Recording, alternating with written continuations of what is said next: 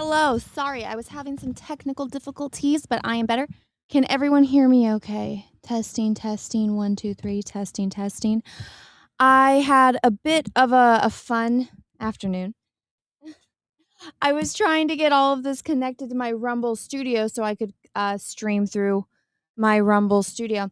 I do see I have a bit of a potato cam, which is infuriating. I like how if I stream from my phone, I get better quality streaming than I do connected straight to my freaking what is it called, router. Very annoying, but it is what it is. Hello, everyone. I had to do some maneuvering so that way I could be live on my art channel and not my regular YouTube channel. I guess I should say my main YouTube channel. Today, if you guys have been following me on my art YouTube channel, then you guys know I have been doing reactions to this art show that I really enjoy. It's an art competition show. So today we are going to be watching the last two episodes. So we are going to be watching the what is it called? The semifinals and then the grand finale. So I have it pulled up right here. But guys, exciting news. I shipped out a bunch of my iBooks today. For those that don't know, I had I'll pull it up here on my art Instagram. If you guys are following me on my art Instagram, it's the Art of Anna TSWG. I spent years painting eyes. I painted this right here behind me is the first 100 eyes I painted, and I decided to turn those 100 eyes into a book. So I crowdfunded it on Indiegogo. And Indiegogo got bought by some company, I think it's in Poland, and they completely butchered their system.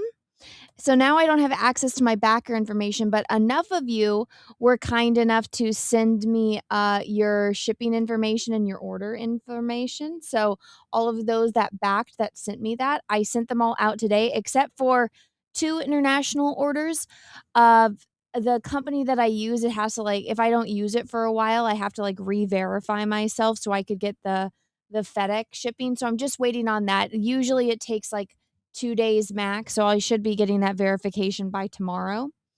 But I sent out your guys' orders. So I sent out the book. I made a cute little post. So it says right on here for the eye, which I thought was clever. And these are the nice boxes that they came in. Like there was my baby. She was helping me. You guys can see my big girl right there. So you guys sent me that information, then you're getting your book. I dropped all of these at the post office today. But if you guys missed out on backing me on Indiegogo, guess what? They are available on my Etsy. That link is in the description. It's also pinned in the comments on my YouTube and on my Rumble. So it depends on where you guys are watching. If I have a mod that's on my Twitch that can go and do that for me, I'd really appreciate it. So I just realized that the shade of lipstick I'm wearing is making me look very, very washed out. Maybe it's my light. Let me turn my light down a bit. There we go. But guys, my eye project book is finally available. I have it here. I've had it. I've just been waiting for Indiegogo to get back to me, and they don't because they suck. So I will never be using Indiegogo again. If I do this again, it'll have to be on something like Kickstarter. But here is my iBook, guys. It's real. It's a beautiful hardcover book made 100% in America. Yeah. And it's shipping. It's shipping now. So thank you, everybody. Where do I send you my order information? My email address is that starwarsgirl@gmail.com. I would type it in the chat, but then spammers will get me and I already have to deal with enough spam. But if you just forward me, what people did was they just forwarded because I need to see what you ordered and I need to see your shipping information. If your shipping information is changed, then just give me your new address there. The problem with the new Indiegogo is I, as the creator, do not have access. I've been waiting for customer service to get back to me and they haven't gotten back to me. I would love to send you guys your books and get all of this out of here. I'm going to have to do a stream later because somebody ordered one of the bigger tiers where I have to do sketches. So I'm going to do some sketch streams. So I'll get to draw. You guys will get to watch. So it's just one of those things. But if you guys did back it on Indiegogo, just send me your backer information. So I need to be able to see what you guys ordered. So what everyone's done is they've either sent me a screenshot of their original like order confirmation, and that has like a picture of what they ordered, and then like their shipping information. But again, if your shipping information changes, just give me the new address. But I take it directly to the distribution center, so it goes out much faster. So everyone that got this, you should be getting it before Friday. Everyone. I know there's some people that live kind of closer to me. I live in Southern California. You guys probably should get it by tomorrow. Some of you that live like out further, if you live on the East Coast, it should be there before Friday. So I'm really excited. And if you are one of the ones that was one of these packages, please do me a huge favor and do a public post and tag me in it. I want to see the condition that it is and leave me a little review. So I that's one thing I like about Etsy is that people can leave reviews once they purchase them. But let me know what you think. Let me know if you like it and all of that jazz. So now that is out of the way, I did my little shilling. Go back my book. Now, again, I want to get everything out first to all of my Indiegogo orders, but I don't have access to Indiegogo. So again, if you guys didn't back on Indiegogo and you guys would like to still support me and support the project, you guys can go buy the iProject right now on my Etsy. So now that is out of the way, let's start watching this show. So this is episode 10. The finale is episode 11. So here we go. I'm going to restart.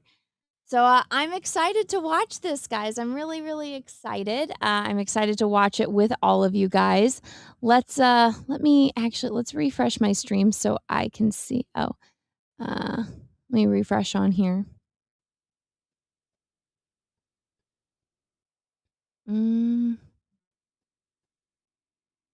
Okay, good. All right. Well, I might look like a potato. I don't know why. It's really frustrating. All right, here we go. Let's watch this. Romance is love, and I don't think it is love. I feel like that was a miss. It doesn't quite work in this case. For me, romance is something that changes throughout time. It's not in my DNA to not give it my all. I'm gonna have some snacks. Is it good enough to get her passed into the top? But the journey continues for one last person. Previously, our artist faced a 12-hour marathon translating the brilliant energy of a $5,000 jewelry collection into stunning commissions that shook up the leaderboard. Now the composition gets personal with a special gift for my grandmother, as the artists face a new challenge to capture the ultimate romance on canvas. It's a critical turning point where 3 of our 6 artists will be sent home tonight on The Outstanding Artist. We had a plan for the commission, but the commission is just not working out. And I thought about it, and I thought probably the best thing that we could do is have my grandma do the commission. My grandma has collected tons of art. That's actually how I got introduced to the Milan family. Was my grandma purchased art from Ellie and John, and then a few years later, Dimitri and I got married. And so I thought I'm going to buy a commission for my grandma and let her choose whatever she wants. So my thought is it would be really special if it's a commission about like the ultimate romance, just because there's this, my grandma always asks Dimitri and I, you guys still in love? Or do you still like each other?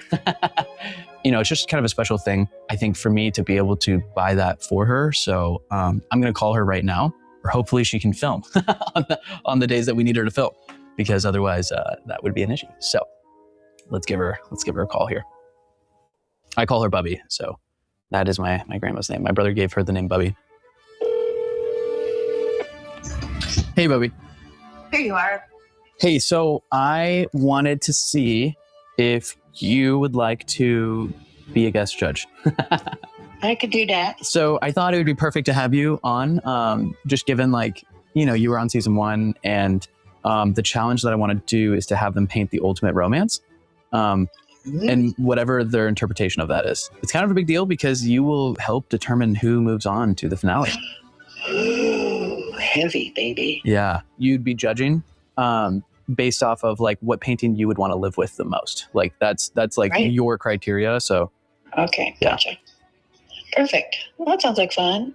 okay, cool. I'm super excited. I think it'll be a ton of fun. Now, I know what you're thinking. Bubby isn't only qualified because she's a romantic. She's also an artist and art collector. So yes, I want her as a judge because if I'm going to buy a painting for anyone, it's going to be for her. But I also trust her taste and judgment. She has a keen eye for beauty. She discovered the Milan's work years ago and then actually took the mastery program herself to see what she was capable of creating. Now she creates beautiful artwork inspired by our family and brings love and light into all of our lives. And she's still an avid art collector. Okay, cool. So what she doesn't know is that after she shares which painting she would want to live with the most, I'm going to let her know that I'm buying that painting for her. So it's going to be really special. I can't wait. What if she hates all of And it just them? feels like I'm so happy that I can do that for her just because of how much she's done for me in my whole life. So yeah, it's really cool. I can't wait. And Ellis has a guaranteed spot in the finale, which is pretty freaking great. Congratulations, that's Thank awesome. you. Okay, now we go vacuum.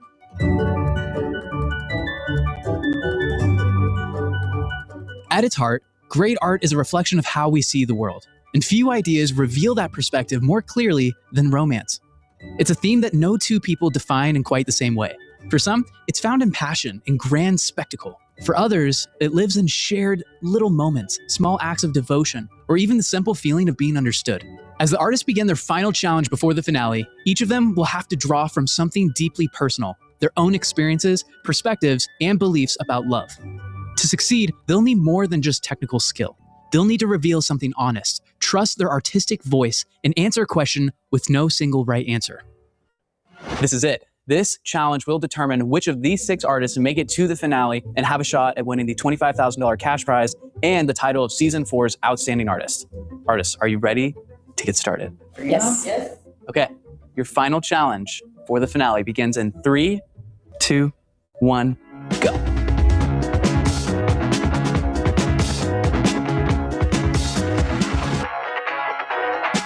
Romance appears in countless forms, from the soft and subtle to the bold and profound.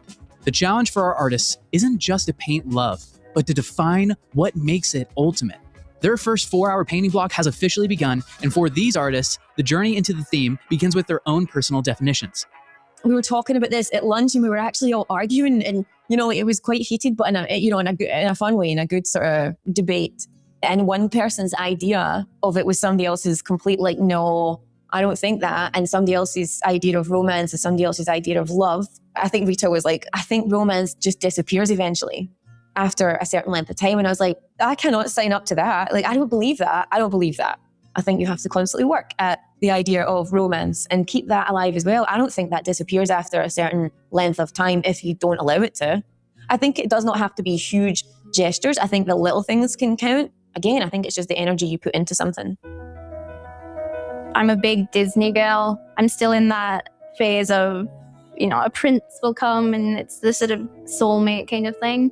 So that's, I think, what I would say is ultimate romance. It's hard because if it was love, if love was the key word, then you could definitely go that way. But it's the romance thing that I'm not sure if it can go that way. I don't know. Maybe I should paint what I want, what I hope for, maybe. Not sure about the whole romance, flowery pink thing. It's not me, but I'll see what I can come up with.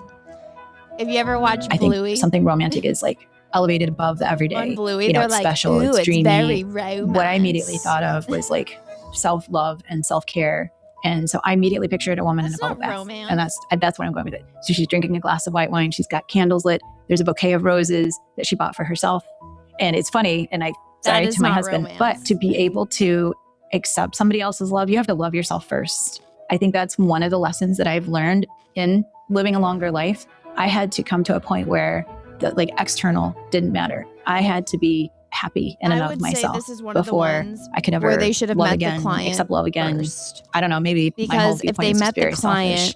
they But would, that's because this where is a my commission, mind immediately went. basically, and they have to cater A lot of to people what think this that lady romance likes. is love, and I don't think it is love. For me, ultimately, Yeah, so I think that this is doing them a huge disservice. So the other ones where they had the guest judge come in and they said, like, here's my jewelry. Here's the for those that missed it, they did one where it was like this woman that started like homeless shelters, or not exactly homeless shelters, but ways to like help people that are down on their luck, basically homeless, get back on their feet, and they're able to stay though. They're able to stay in these houses forever. But that was where the guest judge came in, talked to all of them, explained what they wanted, and then it was upon them to cater to that person, because I don't think that this is fair at all, because they're having them depict what they perceive as romance, which is completely subjective, okay? And the fact that the judging is gonna be based on what the dude's grandma likes, they should have at least gotten to meet her or watch, like, a little video of her explaining what she sees as romance, because this is your client. Like, what if I said that I like, okay, for example, I want a painting, but my style is like Disney, or like I like if it doesn't look like Cinderella, like Disney Cinderella, Mary Blair style, or maybe I like Vincent van Gogh. Like I want a painting and I want it to look I want a picture of Cinderella and Prince Charming, uh romance, like of him putting like the glass slipper on her foot or something romantic like that, like Cinderella and Prince Charming, but I want it painted like Vincent van Gogh painted them. And that's me saying that. And then Tim Burton comes and makes it like Corpse Bride. Like you have to know your client. So I think already from what they've showed us, this is a huge disservice, because this is going to be judged 100% based on that grandma, on her perception of what romance is and on her subjective opinion. So having it where it's all of them explain their perception of romance, you're gonna be screwed, because, like, for example, the one lady, the doctor lady, the one with the bangs, that's painting a woman drinking a glass of wine with candles. I'm like, that reads to me as middle-aged divorcee. Like, that doesn't appeal to me at all, right? Like, the one, Scottish chick that's painting the castle, like, so far, that's the only thing I've seen, like, okay, I can picture that being romantic, right? So already I have a really big problem with this. Let's see if they can like fix it or answer my question. romance is a start of love. It's chemistry, but I think with time, if you don't keep it alive, it kind of goes away. I don't think romance needs to be in relationship for 50 years. For me, what I love is the idea of romance, that two people are drawn to each other. You can't understand why, you can't stop it. So that moment of realizing of that chemistry, and you just can't stop it. When you said ultimate romance, I think of two people and embrace. Like for me, that is an ultimate romance. For me, romance is something that changes throughout time. This year, I'll have been married 10 years, and it's changed, you know? And when I joined the mastery program, my husband took over all cooking and all cleaning. And to me, that's a romantic thing. And I've watched, you know, like my grandparents, how they took care of each other. And you watch as people age and they have to take care of the other, that there's a different kind of romance that happens there too. And it's a really deep thing. You know, you can say ultimate romance and you think of these romance novels and they're being whisked away, and that's fun, but that's temporary. And if you're saying ultimate romance, I think it's that kind that like lasts forever and like sees it through the seasons, whether it's that good or the bad. Like if you're buying them flowers or helping them get out of bed, I think that's where like true romance lives. At least that's my take on I'm doing.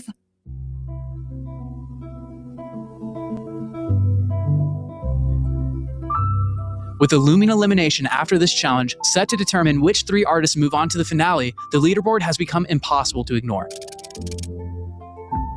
Ella sits firmly at the top, and at this point is all but guaranteed a spot in the finale. If she wanted to, she could afford to play it safe here. I would just like want to create my best piece. And if that's going to be the best piece I've made during this whole process, then that's it. Even if that one is going to be better than the finale piece, it's not in my DNA to not give it my all and make my best piece. There's no strategy to change that. That's not me. But I could say maybe spend a little bit more time already on creating the source for the finale piece instead of like really fine-tuning all the little details on this challenge. I still don't want to like end up in the bottom because I do think that gets in your mind and that negative energy can play a part in how you feel going into the finale. So I just want to make a really good piece for the next challenge and make my ultimate masterpiece, like the best I've ever can in the finale. That would be amazing. At the bottom of the standings, Lisa and Haley would need an extraordinary turnaround to climb into the top 3. Yet, despite the long odds, neither artist appears rattled. Both are staying grounded in their process and focused on creating their best work. But see, the thing is though, and this might sound a bit weird, I'm genuinely cool with whatever happens. Like, I'm not looking at anything that I'm painting and going, oh no, this is a disaster. I'm not dreading, presenting it. I'm absolutely fine with some people are going to like it, some people won't, some people will like it more than others. That's fine. That's art at the end of the day. But it's actually kind of nice just chilling in 5th because I don't feel this crazy stress that the top 3 have. I'm kind of just chilling, being like, yeah, maybe it could happen. I'm still going to paint my best painting. It doesn't change my approach to it, but I'm just not as stressed about it. And it's nice to be less stressed. I thought about this even before this challenge of looking at the numbers and working things out, and I stopped myself because I didn't want sort of that in my head, and because there's only like so much I can do with my painting. If I do my best painting, it doesn't matter how anyone else, like I can't control the whole thing. So I mean, if there's still a chance, I guess, I'll try my best, and it's like another opportunity to create like a painting that really shows my style. For the artist caught in the middle of the leaderboard though, the tension is much harder to ignore, especially after seeing how the standings shifted following last episode's results. Nothing feels certain. Stephanie and I flip-flopped, Ellis and Rita flip-flopped. I think it really showed it's anyone's game.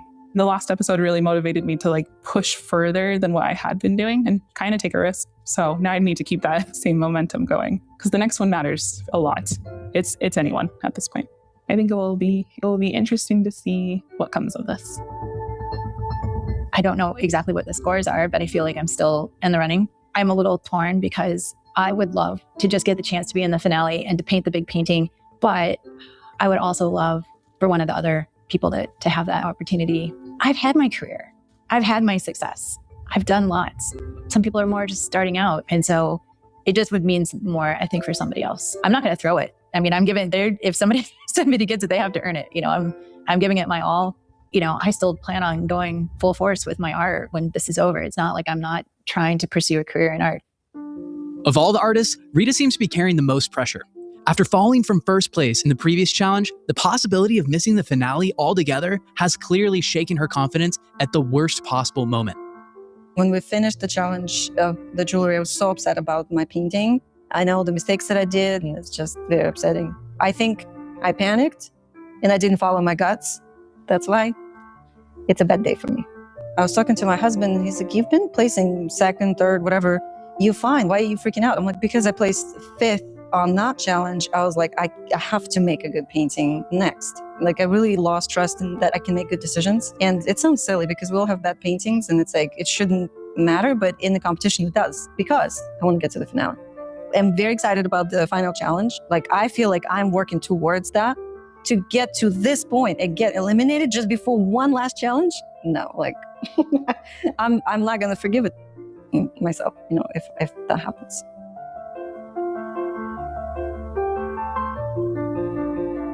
One bad challenge doesn't define an artist, but how they respond to it often does.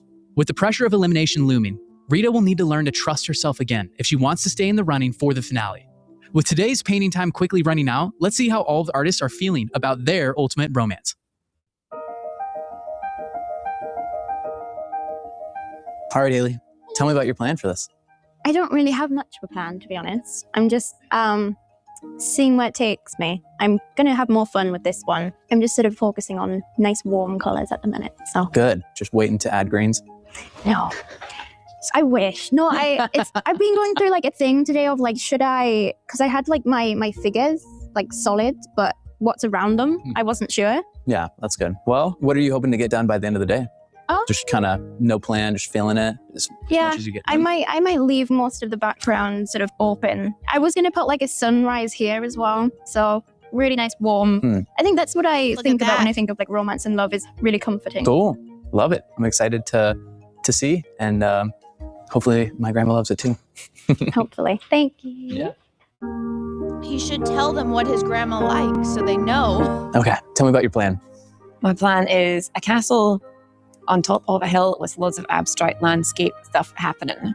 So that's why I'm making a big, fun, bright mess just now. And all of my colours so that they're there, but then I'm going to bring a lot of neutrals in and tone a lot of it down. Very magical fairy tale vibes. Yeah. Is that the story of this one? Aye. Love is a fairy tale? No. No. Not that. Not that aspect of it as such. Just, I suppose, maybe when you were a wee girl, what did you think of when you thought of love and all the fairy tales and things Yeah, like that? when he That's was what a I'm wee kind of girl. thinking. Yeah. That's fun. From that perspective. Yeah. So that's the plan so far. Awesome. All right. Yeah. Yeah. Well, I'll let you get back to it. All right. Tell me about your plan. A wee girl. So I finished my acrylics and I started into my oils. I always go into oils early, so I'm just establishing my darks. So this is always the like super ugly stage, but I'm excited because I feel like, I mean, I have to look at it later. I feel like my proportions are good unless you have otherwise to say. Proportions are good. I mean, the only thing I see is the eyelid. Or, well, it's tough It's to tricky say. because this line right here is like, and some of the like acrylic lines. Cool. I'm excited to see how you paint the bubbles. Yes, I have a plan. I have a plan for them. Good. So- What are you hoping to finish by the end of the day? Just the darks and Just my whole, just have everything covered in a glaze layer that needs it. cool. All right. Thank you. Thank you.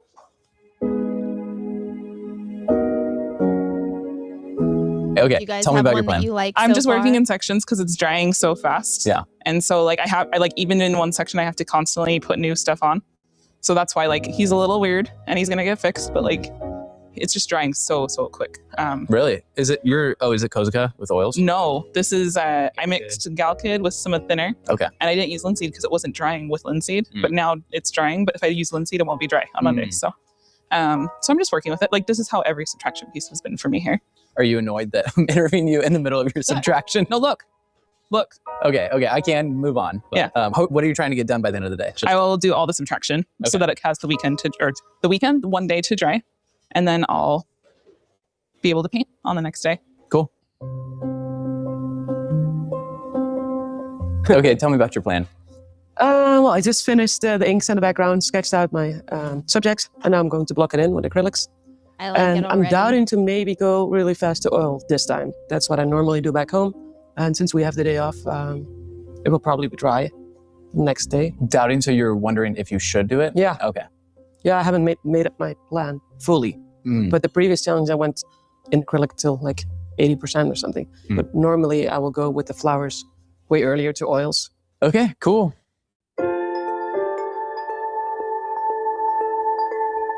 Okay, so you said you didn't even want to do the interview right now? Or you didn't want to show the painting, sorry. Yeah, no, it's fine. So what's going on? It just doesn't feel She right. doesn't like it. What about it? First, I don't like usually to do what other people do.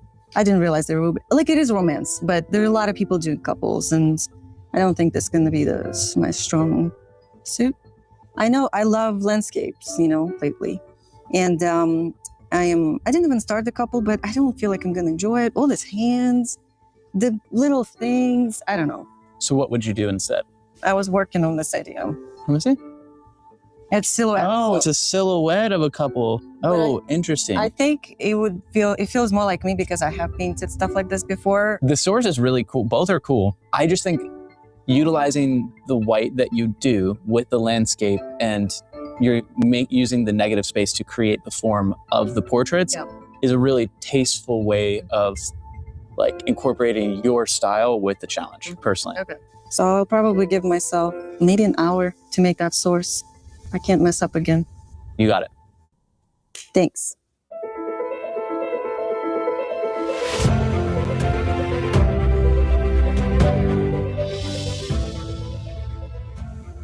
Well, this is going to be interesting. Oh, look, she's redoing it. So far, the castle one After is just hitting one for day me. of painting, the artists have already taken the Oh. ultimate romance in That strikingly looks different awful. directions, whether through sweeping romantic imagery, intimate depictions of couples, pretty. or more personal reflections on self-love. Each piece is already starting to take That on looks a like a distinct wedding identity. thing. While most of the artists are settling into their interpretation of the theme, Rita is still searching for a version that feels true to her artistic voice. Sometimes working through these moments is part of the creative process, and I have a feeling she's not done figuring this piece out just yet. Yeah, no shit. Yeah, she's not into it.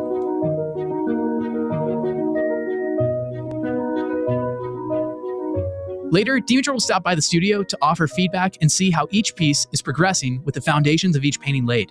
Today will be where promising ideas begin to evolve into fully realized works of art. You guys want to know what I would do? Let's see.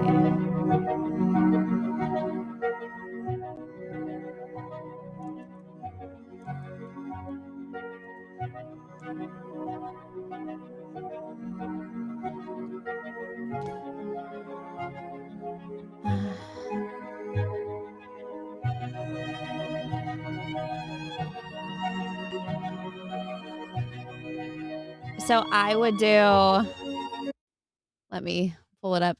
So this is what I would do. I would do something like this. This is the most cheesy thing ever, but I would do something like this with the light. So I think this is probably like the most romantic scene ever in like any movie. And it's the end of Pride and Prejudice when she's out for a walk because she can't sleep in the morning. And Mr. Darcy comes strolling up and he's just basically like, I love you. And they don't kiss or anything, but the sun like coming right like in between them, like that is just like that is when I picture like ultimate like love romance, this is what comes to mind. I know people are shocked I don't say something like Star Wars, but this is I don't know, choking mass murdering a bunch of alien kids and you know, like I guess you know what when Padme tells him that she loves him right before they're going to die, that I guess can be a little bit romantic.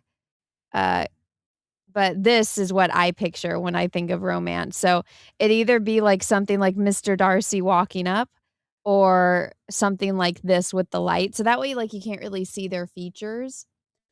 But like this is what I picture when like somebody says romance to quote Bluey. This is what I picture. So I would paint something like this with the light and they're like heads touching like that. I just think that that's all romantical. So that's what I would do. I would do something like that. Except guy would probably look more like Peaches. Okay, here we go. I'll shut up. Let's get back to this.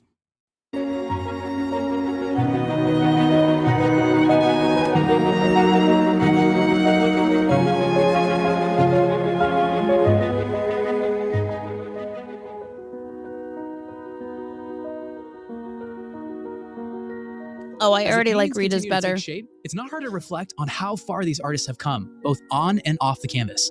From technical breakthroughs to personal ones, each competitor has come a long way from the artist who first walked into the studio at the start of the season. I'm impressed. I did paintings every 3 days. I mean, I did production week, but those are this big and these were huge. Oh my God, I just thought of something better. Okay, you know the hold on. Oh my God, you guys are gonna die.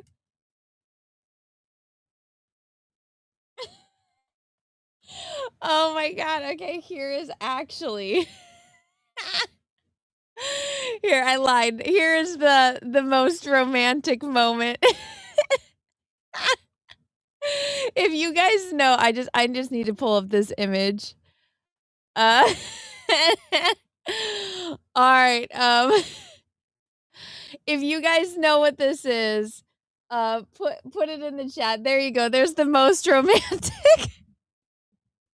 What if I see? I would either go for the Pride and Prejudice, or I would paint this and just see what the fuck. If anybody gets this, anyone in the chat, Tell me, whoever guesses it first wins. If you guys know what this is. Oh my God.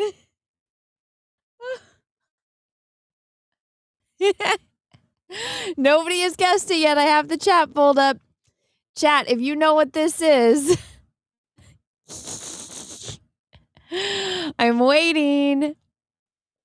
Chat, who do you think that this is? No idea?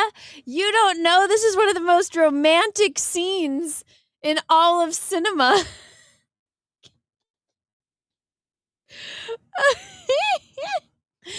Oh my God.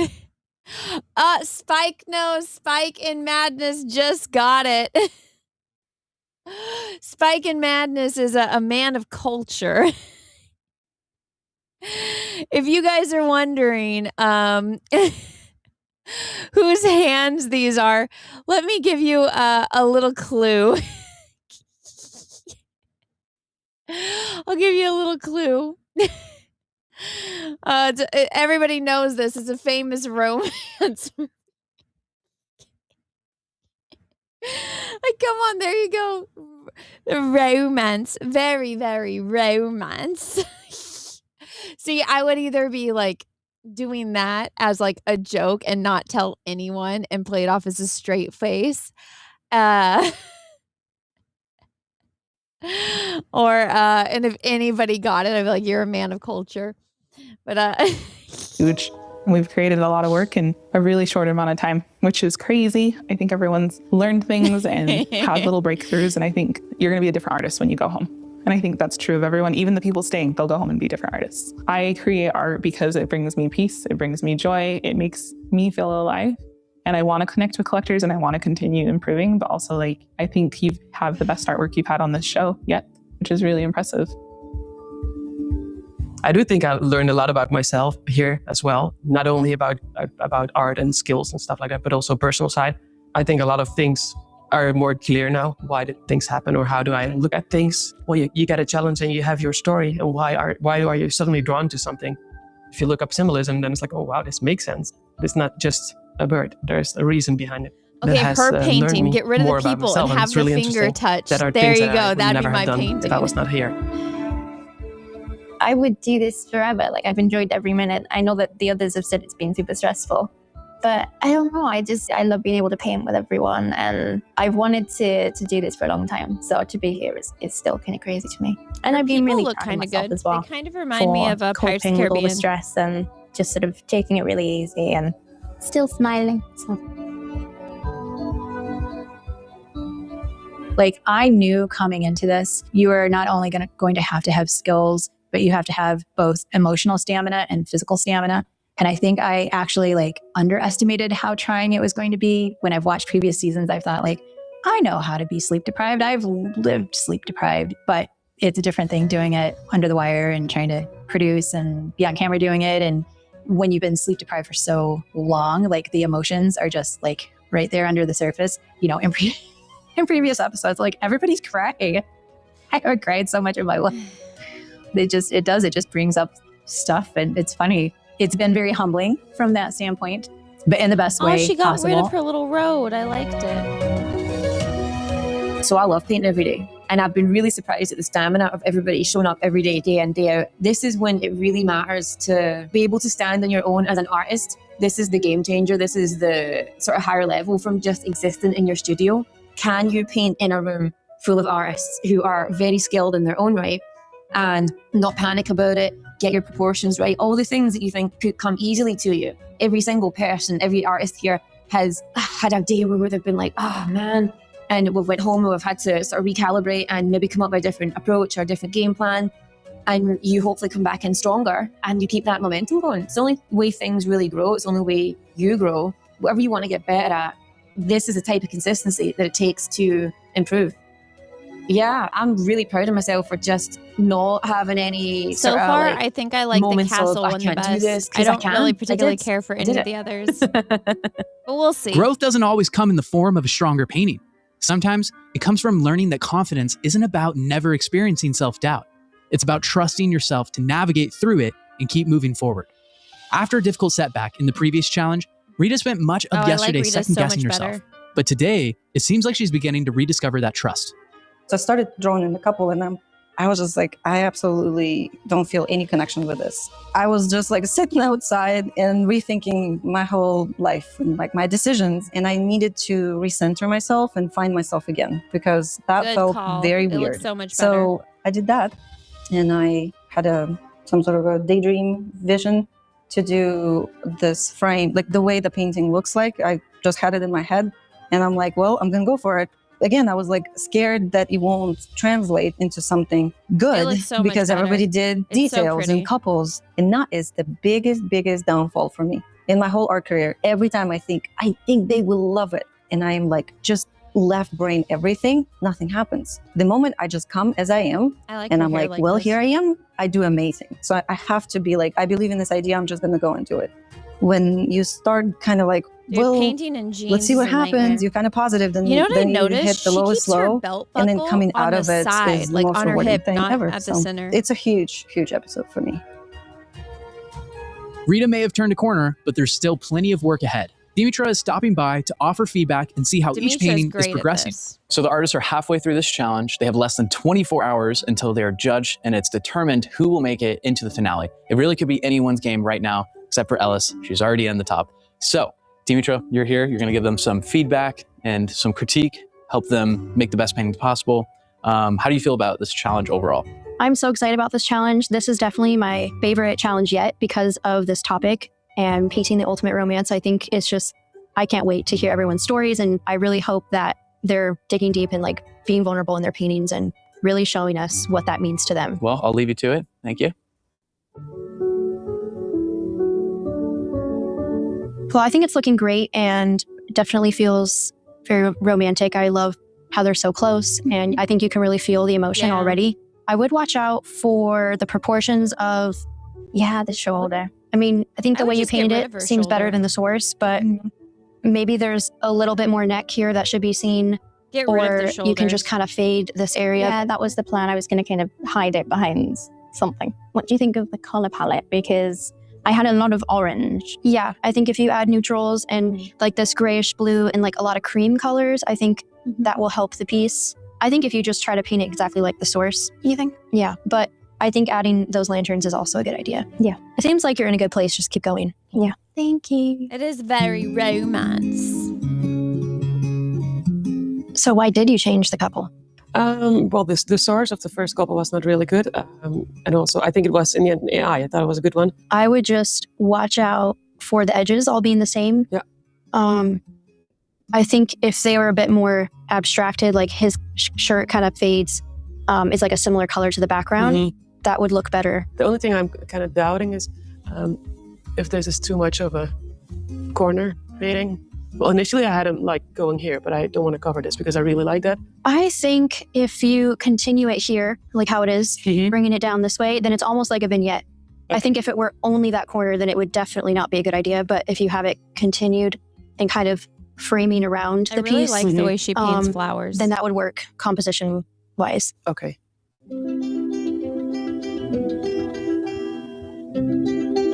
Well, I think this feels very romantic to me. Oh, cool. Me too. I love the glitter and the gold mica in there. I think that's very nice. Now, something I noticed right away is all that yellow in there. And I just feel like the source you created, this color story is a lot stronger in my opinion. Okay, cool. This is turning more into rainbow and like the yellow, I just don't feel like it works. I think it'd be a lot better if you really stuck to this. Like this is a dominant like gray, purple, blue palette, but then having these kind of earthy reds and golds, just hints of it, that works. So I think you just kind of made it all the same level of brightness. And yeah, sure. Sure. I thought that would be too dark and I was trying to lighten it. But if you think that it actually works better, then I'm happy to. Okay. Thank you. You're welcome. So Stephanie, is there any area that you're unsure about or? So I'm trying to just make sure the color story is cohesive. And I sort of feel like I need to get everything in and then come back. And so I wanted to bring like the teals into the bubbles and not have it too purple and orange. I felt like the bubbles in the source are a little dark. I think it's hard to say, like, if you make that brighter. I mean, it is definitely brighter than the source right now, but having it this moody, like, darker lighting definitely brings more attention to, like, the highlights in here, her face, and the candles. Okay. So if you create more of a vignette, then that would be more the focal point instead of having it all highlighted. Okay. So yeah, I like the idea of making it more like vignette and having the glow really concentrated. And I haven't even started on the, I need to work on the actual candlelight when the background is wet and do that all at the same time. Yeah, yeah, that makes sense. I think that would look better. Okay.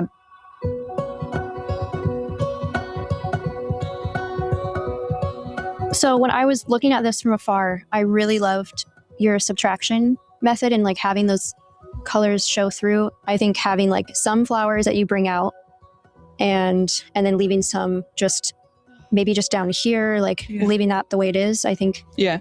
So maybe if, like, these sections are, the flowers right there refined. Yeah. Okay.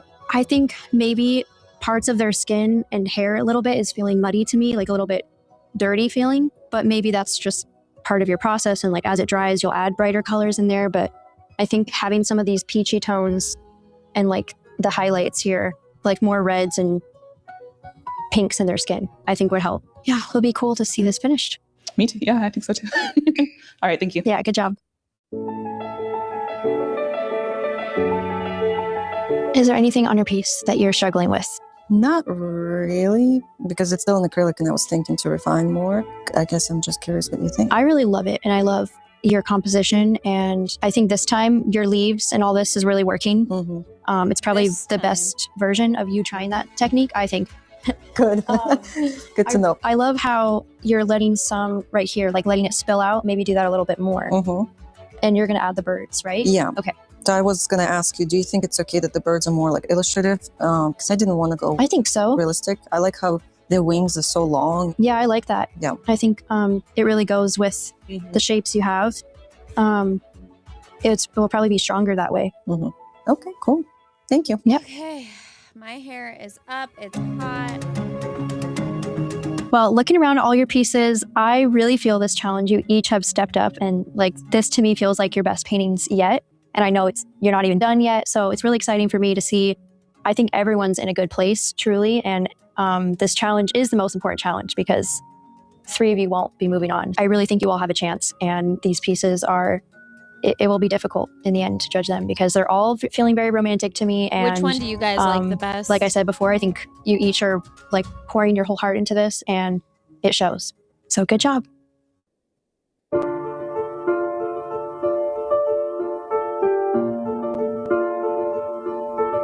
Hearing Dimitra praise the work these artists are producing makes me even more curious to see which piece Bubby will choose as her ultimate romance.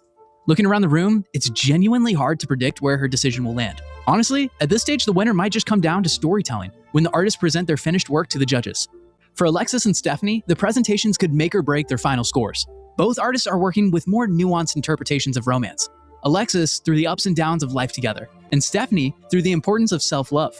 But for those ideas to fully land with the judges, they'll need to be communicated with real clarity and intention. I don't think anyone gets married thinking, well, we're going to go through all of these hard things. You get married and you think, wow, I love this person and we're going to make it happen. And sometimes it ends, and sometimes for one reason or another, you would deal with bad things, hard things. So how do you show endless time and through many seasons? What if someone just painted a giant diamond? I'm open to ideas if you have them. That's why I've been trying to figure it out. But I think the storytelling will be really important for this one because you can paint something, but you need to make them feel something too. And I think that helps with the storytelling, with the title, with, if you have a little placard on the wall, that's really important. I have the most wonderful marriage. He does such lovely things for me. And so we do have romance. But my mind didn't immediately go to being wooed or going on dates. Again, just going with what my first response was. I totally believe the adage on the airlines, when the oxygen drops down, if you're a caretaker, use the oxygen on yourself first so that you can assist other people. I wanted to take care of myself and live a very fulfilling life in and of myself. And my way of doing it is, I only sign up for things that I want to do. Anything that's not fun, I'm not going to do it. That's just the point where I am in my life.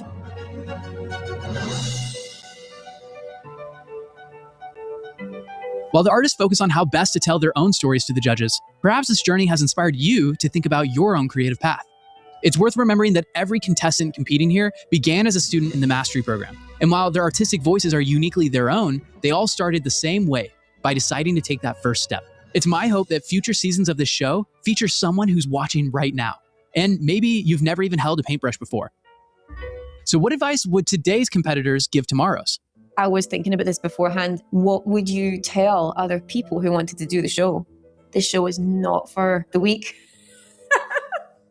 When it's lights, camera, action, go, can you actually live up to your own expectations and paint the piece that you can imagine? It might look really sort of fun and brilliant, and it has been fun and brilliant, but the amount of hours and care and energy and blood, sweat, tears, everything, drama. There's been so much put into it, so much passion from everybody.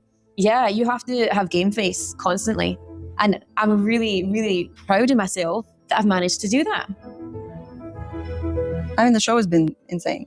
For some people, it wasn't life-changing. For some people, it was. They just don't understand it yet. I know what's coming when the show comes out. I think it's an insane thing. It's like filming a documentary on Netflix of your life, almost, right? Obviously, we're not going to get like 2 hours for ourselves to tell our stories and to show everything, but nobody would do that for us in our studios back home. So I'm like, this is totally worth it. It's been amazing. I would say not to take it so seriously. I mean, you have to take it somewhat seriously, but just enjoy it. Be ready for anything. Go with the flow. You know, don't get precious about anything, because I've had a lot of fun, and I think it's because I've had that mindset. So that's what I'd say. And I'd say do it, definitely.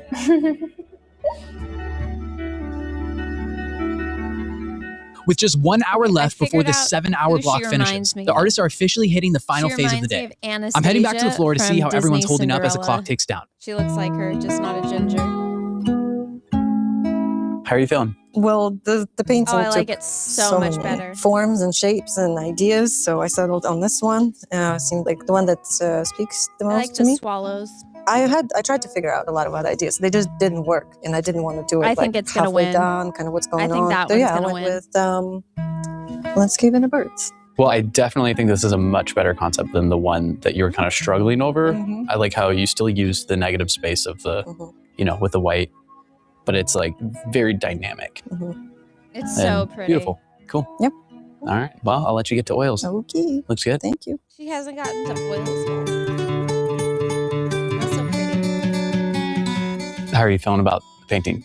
It's getting there. It's just little piece by little piece. So I'm fine with it. I'm proud of it. I don't like I'm it. having fun. The flowers are pretty. Tell me the about the people critique are earlier. ugly. Yeah, I'm deciding what I want to do at the bottom, because I don't think it's kind of like me to just leave it unfinished in a way. But Did she give you advice to leave it unfinished? she said to leave this whole section just in the subtraction zone. My opinion would be go with your own gut. Yeah. However, it could be cool if you did leave some of it unfinished. I just wouldn't leave it like the whole area. Yeah. Well, it's a personally. big blob of crayon color purple, you know, Yeah. bright purple. So, You got it. okay. Perfect. It looks good. Muchas gracias. De nada. I hate the self-love one. I hate it so much. How are you doing, Stephanie? Good. Yeah, I'm sort of sticking to my plan. I had sort of a time The fact that it's plan like supposed to be with, romance, I'm like, how what is I'm she like working, and I masturbating? liked my critique. It Is was she, like, helpful, and flicking the so bean in my the goal bath? is some sort of going around the Like, doesn't periphery, and then that's what I'm it working looks in. like. And It once looks like I get she's flicking everything the bean in the rendered, then bathtub. it's going to be about more highlights and just getting the light cohesive. That's like the biggest thing with this. Like this wine glass isn't done, obviously, but yeah, overall it's fun. I'm having It's looking fun. good. It's a fun, it's a fun piece, and it's got a lot of. The subtraction zone is where you paint the entire thing like with a solid color, and then you take like either a brush or a rag and you cut out that. It's kind of like if you took like charcoal and you put the entire, like just charcoaled the entire paper, you took an eraser, and it's like a reverse sketch, and you erase out the parts, like the line art basically. It's a technique. I don't particularly like to use it. I like it in charcoal. I don't like doing it in painting unless you're going to have like a really dark painting and there's not going to be much highlights. That's usually why I would do it, but I typically don't. But that's a process that they teach at this school. And I see people saying, Anna, when are you going on the show? I'm not, because I didn't go to this school. You have to qualify to be on the show, you have to have been a student at their school, which I'm not. I got my degree from a different school. I never went to this school. I just like their YouTube channel. meeting. What are you hoping to get done by the end of the day? Hoping to finish, or do you have some you're leaving for tomorrow? Have all of this rendered and this. All right, I'll let you get back to it. Thank you. I hate it. I like this one. Rita's How are you and feeling? this one are my I'm favorites. good. How are you? Doing I great, miss yeah. the pathway though. How are you planning on rendering the castle? Like, given that you're kind of making up parts of it. Well, I'm kind of looking at that just now. I don't know. I'm just going to try and put in maybe some more brickwork and things like that, and more so just maybe on one side as opposed to the other. As this tails off here, maybe just kind of leave that go. She loved the glitter as well. Like she loved and the texture of this stuff too, which Alexis gave me a couple of days ago, and she could see all the glitter in it. So she loved the vibe. You know, I would just do minimal extra detail now that I look at it again, because like I like that this area is more detailed here in the front, and if you went too detailed there, it wouldn't make sense. So I don't know. Like that's upon second glance. Depends on what your grandma likes. You're getting called off now. Grandma should've came You're and getting gave her called off now. opinion. Like I am so beyond frustrated. If she couldn't get there in person, the least you guys could have done is called her All right. and How are you had her feeling? film Good. Yeah, a having fun. video explaining Slowly her coming idea together. of romance. Need some work still, but we have time, so Yeah. Well, I don't I like hope it. that you'll get like some of the darks in back in. I'm I sure don't you like will. the couple. I like that these feel like a vignette. So I hope that you'll do this side as well. Yeah. It looks like you were about to, or maybe. yeah. In the beginning of the source, they were here, but I didn't want to cover up this area because I love this so much, so I moved them. Yeah. I just hope with I know you definitely could get there, but I hope that I would like to see sharp edges with some of those, like some crisp, like it definitely can come and go. Yeah. You know, so that there's like more depth and focus, but maybe like closer to them, there's some that have like really It sharp looks like when edges people around have it, like and an you can see artist come to through their wedding and what's paint behind it. That's Good just point. me. I don't like it. All right. Thank you so much. Hello. How are you feeling? I feel I'm lost in the clouds, and it's every time I paint clouds, I regret painting clouds, and it brings me back to the apprenticeship, which was lovely. But apart from the cloud pieces we did, which was we all found difficult, and I remind myself of this every time. So What's the hardest part about painting clouds? they seem so easy, but they're not. Like they're 3D, they don't look 3D. There's a lot going on. And again, I'm sort of working around the collage that I really like, but I'm probably gonna have to kill it. So what do you think? Honestly, I feel like it's your best piece yet. Do you think? Yeah, I really like it. I feel like it has a really good feeling, you know, like you look at it and it feels really good, but you know, it is a lot to paint. Got a lot to do. Thank you. That was Yeah, very helpful. cool.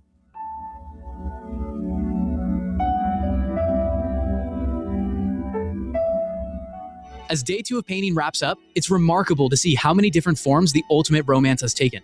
Knowing that one of these incredible pieces will soon find a home with my bubby fills me with so much excitement. I can't wait to see the look on her face when we tell her. But before any decisions can be made, the artists have one final hour tomorrow to bring their visions across the finish line.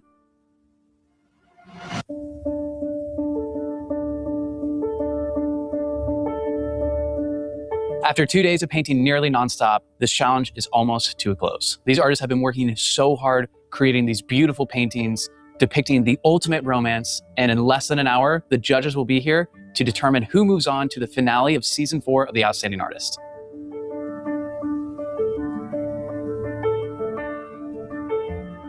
The final hour of painting has arrived. There's no more time to start over, no more opportunities to recover from a mistake. This final stretch will determine which 3 artists advance to the finale. Ellis has already secured her spot, while Lisa and Haley would need a remarkable turnaround to break into the top 3. That leaves Alexis, Rita, and Stephanie locked in a neck-and-neck battle for the remaining 2 spots, with margins tight enough that every point matters. After weeks of challenges, growth, and self-discovery, what do these artists now believe truly makes an outstanding artist? What makes an outstanding artist, I think, this whole journey. If you're able to do this with all the roller coaster, the curveballs, if you're like able to keep standing, for me, I can only speak about me, but I had some low points.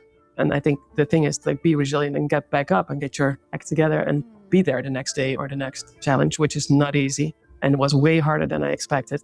So if you can overcome or like beat all these side things that are going on and you're still able to make it and you stay true to yourself, which I think is the most important thing, and you make it to the finale, then you can be the outstanding artist.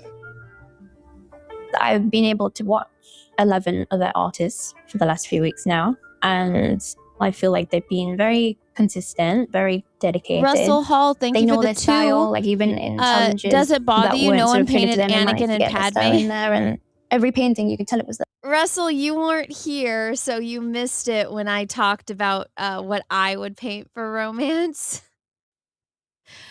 Oh my gosh. Okay, let me see. I don't want to.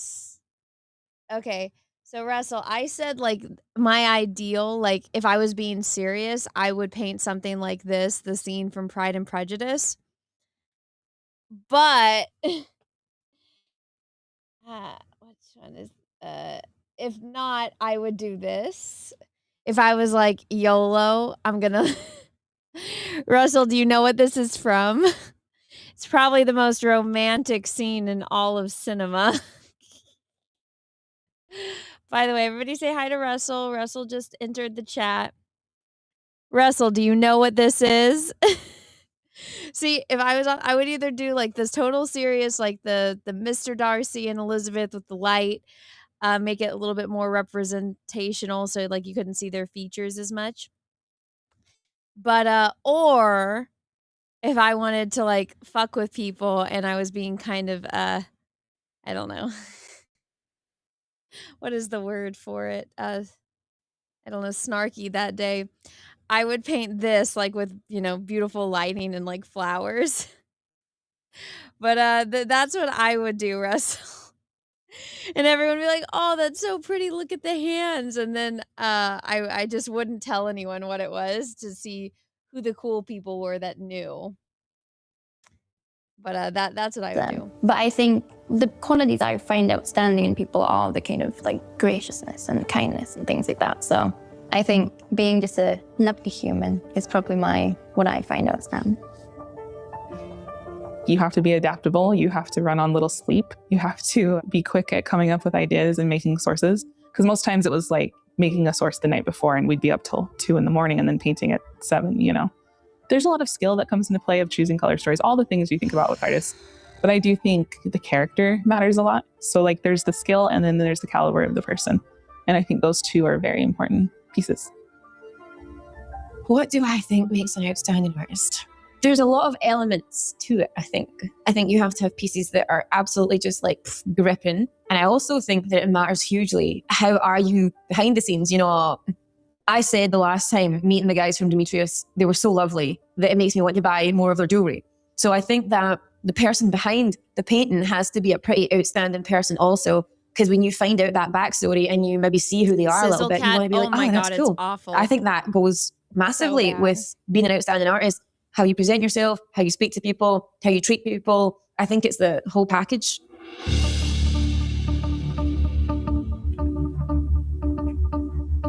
As the final hour winds down, the challenge becomes less about what to add and more about knowing when to stop.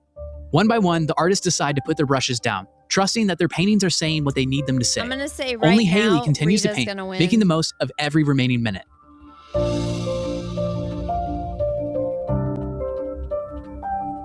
Oh The artists have 30 seconds left, awful. and it's just Haley still painting. All the rest of the artists are done painting.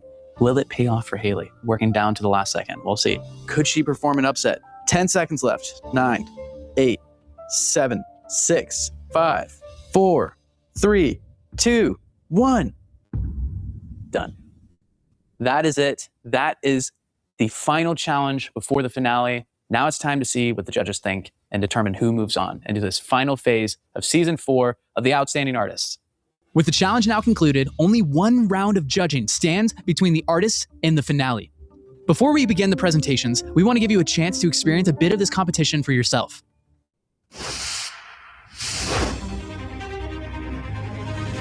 We created the Outstanding Artists 2-week challenge because we see a huge problem with artists everywhere. And so in creative, we're drawing horse's head as a mark. Now the real test begins. It's time for the contestants to present their finished work and defend their vision to our judges, including my bubby, the ultimate inspiration behind it all. The stakes literally couldn't be higher because this is an elimination round, and half of our 6 remaining artists will soon be going home.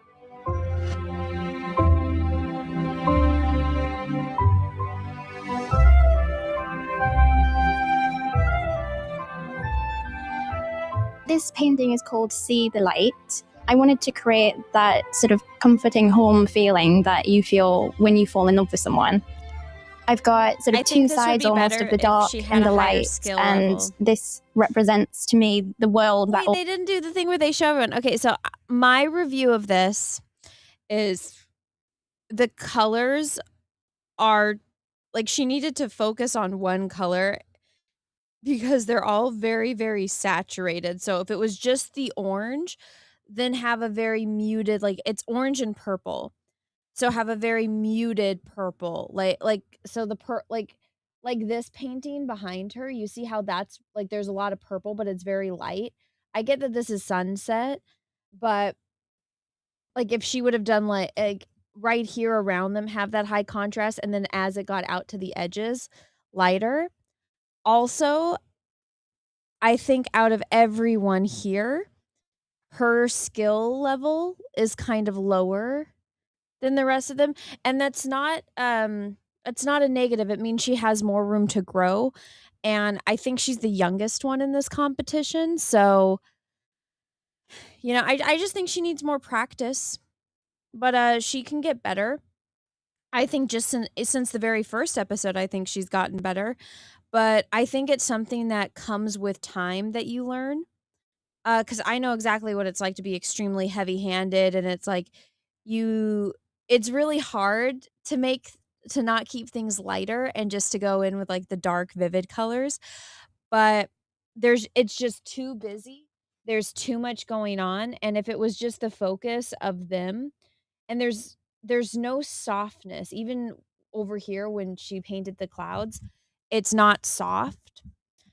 Like, I would take an airbrush and, like, just soften everything out around their faces, and even, like, the glow of, like, the sun, even the glow of the lanterns, like, use that to, like, soften things up, but that's my biggest critique on this, is it's just there's too much going on, and because of that, your eye is always gonna be drawn to, like, the darkest dark next to the lightest light, so that's why most people are drawn to the eyes because you have, like, I mean, my eyes are hazel, but when I'm on camera, they look much darker. But you see, it's like white next to darkness, right? And so, like, you look at that. Whatever is the darkest dark next to the lightest light, that's where your eyes are gonna go. And this entire painting is extremely high contrast, so there's nowhere for your eye to rest. And even the way that she has the lanterns, like, obviously, I think she wants her focal point to be here with the people and their faces, right? But so I'm kinda looking over at this lantern right here in the foreground because it's so high contrast right there, and even this one, it's high contrast, like, it'd be better is if you look at it and you notice like, when you're looking at a painting and your eye is supposed to move around the painting and it tell a story. So, like, if you guys have ever seen let me pull up a painting for an example. Okay, let's see, the swing painting. I love this painting. I think everybody knows this painting. I think this painting is absolutely beautiful. But so if we're to look at this painting, let me zoom out a little bit. Okay. So obviously you look immediately at her. She's got First off, everything behind her is like greens and blues, and she's pink and like oranges, right? So it's immediate. You look at it because it's a pop of contrast in the color. And then behind her, it's all this dark. She's getting highlighted. So what's the first thing we see? We see her. Her foot is pointing. Then we see him. And then you move through so he's like this. They're pointing at each other, but then you follow his body, and that's when you see the guy in the background. And then it's telling you the story of what's going on here, right? So your eyes need to be able to move through this. But you see how the trees in the background, we all know that it's trees. We can see that it's trees, but it's soft. And yeah, there's high contrast right here, but that's because, we're eventually going to look there and we're going to see the guy in the shadows. So, and I mean, this is a perfect example. This is romance, right? It's a probably not the best kind of romance, but this is 100% romance. Love triangle to the max. So you see, if she had that technique right there, I think that would have made it so much stronger because there is no flow to this really. We have them right here, and I feel like if she would have turned her canvas and just focused on them, it would have been so much stronger. But if it's fine to use high contrast colors, you just need to know how to balance them, and you have to have a spot for your like eyes to rest. Like she's the highest contrast in this, and like look at how detailed she is, but look at how soft she is. It's very pleasing and pleasant to the eyes. So in my personal opinion, I I think she has all of the elements that are there. She just needs more practice, and it's one of those things that takes years to master. Like, for example, when all of us were 16, or depending on what country you're in, when all of us were starting to learn how to drive, right? It's like, we're not as confident as like now, right? If you've been driving for like, you're not going to be as confident driving year 1 as you are in year 10, right? Kind of like once you get in the habit, it becomes autopilot. So I just think that she just needs more practice, in my humble opinion. That would be my critique for this. Opens up when you find that person. It's actually also She doesn't based like on a movie, which is my favorite movie, called Pirates? Tangled. It's a Disney. Tangled. She doesn't like it. He doesn't like it. She doesn't like. None of them like it. Dude, this guy needs to lay off the fucking Botox. It really bothers me every time. Movie. And I've always associated that with my life. It's almost my life story up until this point. So this is kind of like the dream of my future. Wait, she has been Tangled. Wait a second. She's been locked up in a tower with an abusive, psychotic mother? That's pretty dark. Okay. And I hope anyone else can relate to it too. In that movie, they talk about She does not having a new dream. And oh my God. She hates it. This is the judge. She absolutely hates it. Oh my God. Ugh. Looks like Lisa Frank notebooks. No, Lisa Frank notebooks would be better. This is why we needed to hear from the judge. And you know what? If they did that and edited it out, then good on. I mean, they shouldn't have edited it out, but I mean, at least she talked to them. This is a commission for her. She hates it. This is not up her alley at all. Oh, I feel so bad. And my dream in my life was firstly to, experience the world, because I was locked up for so long. And now this is kind of my new dream as well. So yeah, that's kind of the basics of what it's about for me. That's a beautiful story. It is beautiful. Have you fallen in love yet? I want to say yes, but probably not. Well, I love the idea of opening up the world, her behind her, that light there. I love that, because that is what romance evokes.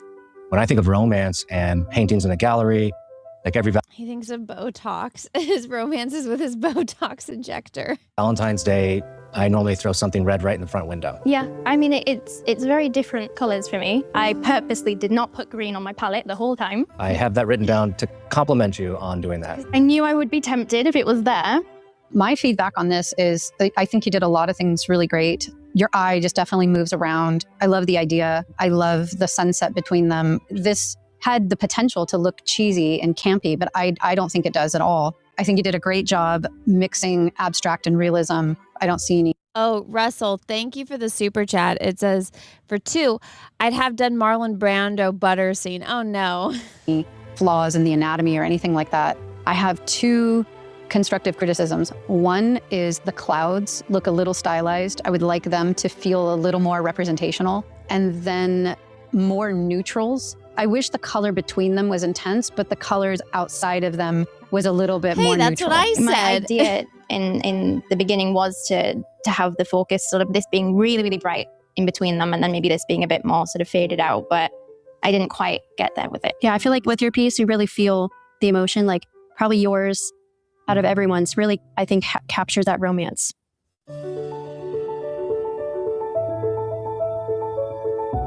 For me, the romance is about finding your soulmate, where you can Okay. Spend your I'll life wait till with, it like, shows. sometimes together, sometimes separate. If you travel, for example, you let each other free and be fully yourself. And for me, a big part is Okay. This looks like when you do, I said this earlier, when you hire an artist to be there and painting your wedding, and they have like what, a 4-hour time limit. And so very quickly put in the guy and the girl. Personally, I think they look awful. Like, she has done so much better before. This looks so cheap to me. It looks like a very skilled professional artist painted all of the flowers in the background, and then a shitty artist came in and painted this. Like when artists do collabs and you pass like your painting on to someone else, and there's someone that like their skill level is a 9, and then you get somebody with a skill level that's a 4. And they're working together, and it's like, oh Jesus Christ. So this looks, I mean, I think she's probably one of the, if not the best painter in this bunch. And if she would have just like had 2 flowers intertwining here, that would have been beautiful. But this looks awful. He looks terrible. His hair looks bad. His shirt looks bad. Her dress looks cheap. Like, everything about them, I just want to take a big thing of paint and just throw a splatter on it. It looks so bad. I hate it. Hate it, hate it, hate it. I think she ruined her beautiful floral abstract. Like, oh, you know what she should have done? Get rid of them and have a floating castle. Like, did you guys ever watch Castle in the Sky? Like something like that. Like, have a floating castle in the sky and have it be all dreamy. Like, that would have been perfect. But this, I hate it. Like, I would tell her that to her face. I would say, this looks awful. I hate it so much.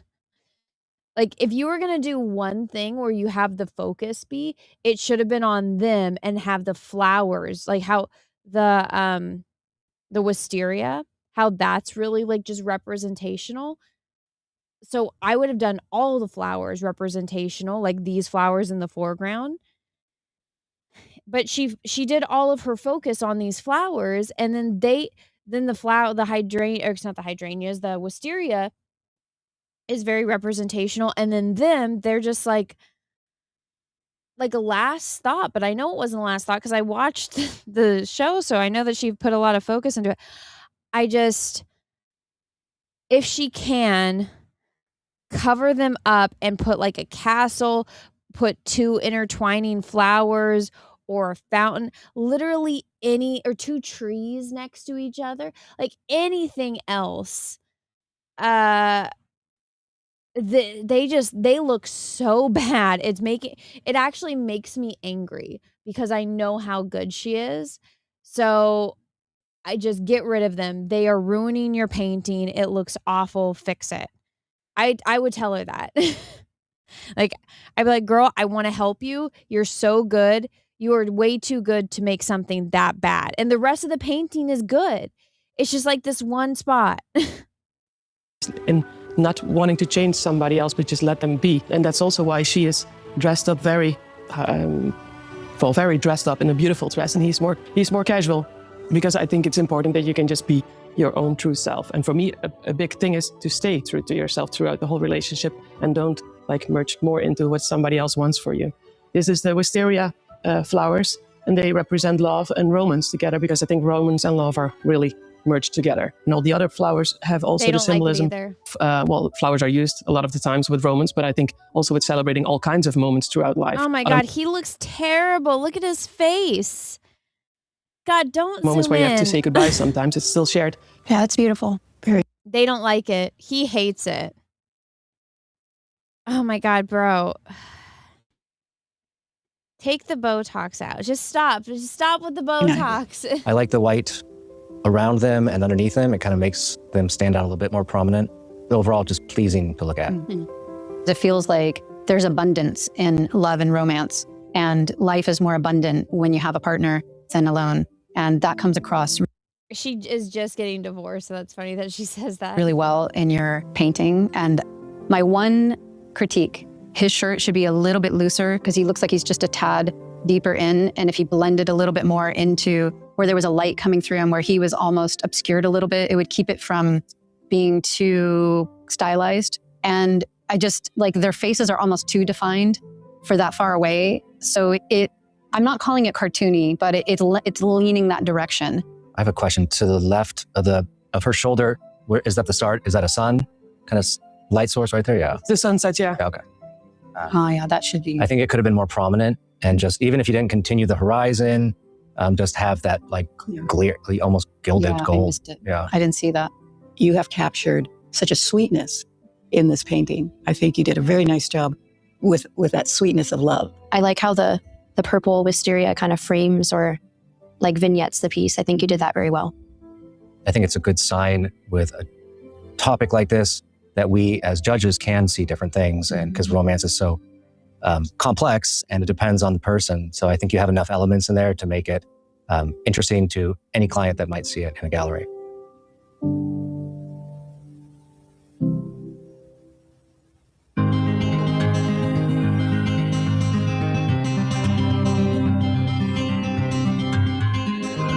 This painting has a few meanings for me.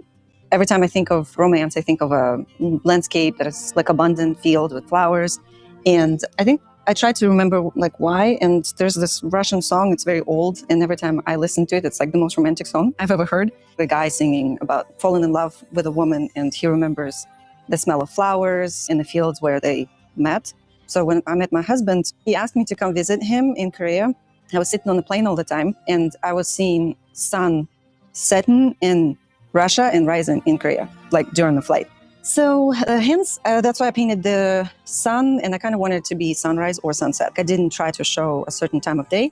And the bird basically symbolized flying towards, person that you feel that you need to be with. Are they swallows or starlings or? They're swallows. Swallow, okay. Yeah, but I wanted to explore a more stylized look of them, and their wings spreading like endlessly, meaning like it's kind of makes the idea even bigger. More romantic. Mm-hmm. I really like how you chose the stylized birds over a realistic bird. I think that was a very good choice. Thank you. The one comment I wanted to make right just visually when I walked in the door to see all of them, that now becomes like its own frame. So your whole idea, I think you're really onto something with this. It does not need a frame. Yeah.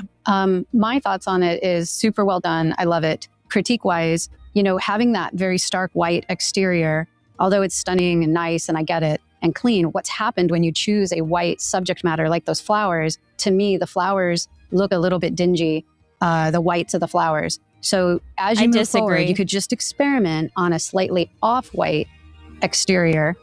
I know you don't like that.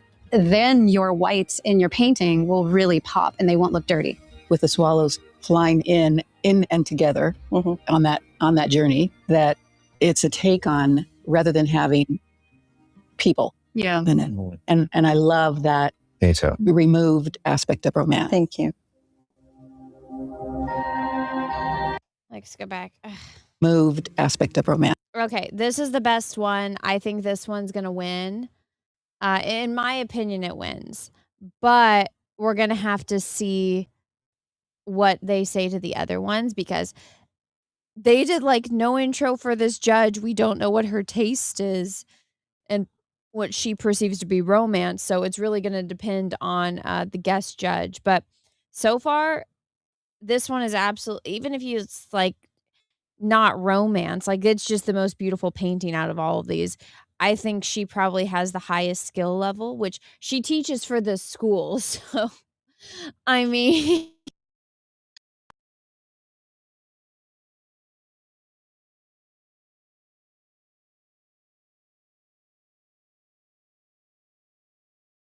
sorry, this like kicks me every like hour or so. So I apologize. There we go. Yeah, so I think she probably has the highest skill level. Almost everything that she's done has been very like marketable. So you could sell it. You could just, print this as a poster, or like make a canvas print and sell it at like any store, and someone will buy it because it's so appealing to like everyone.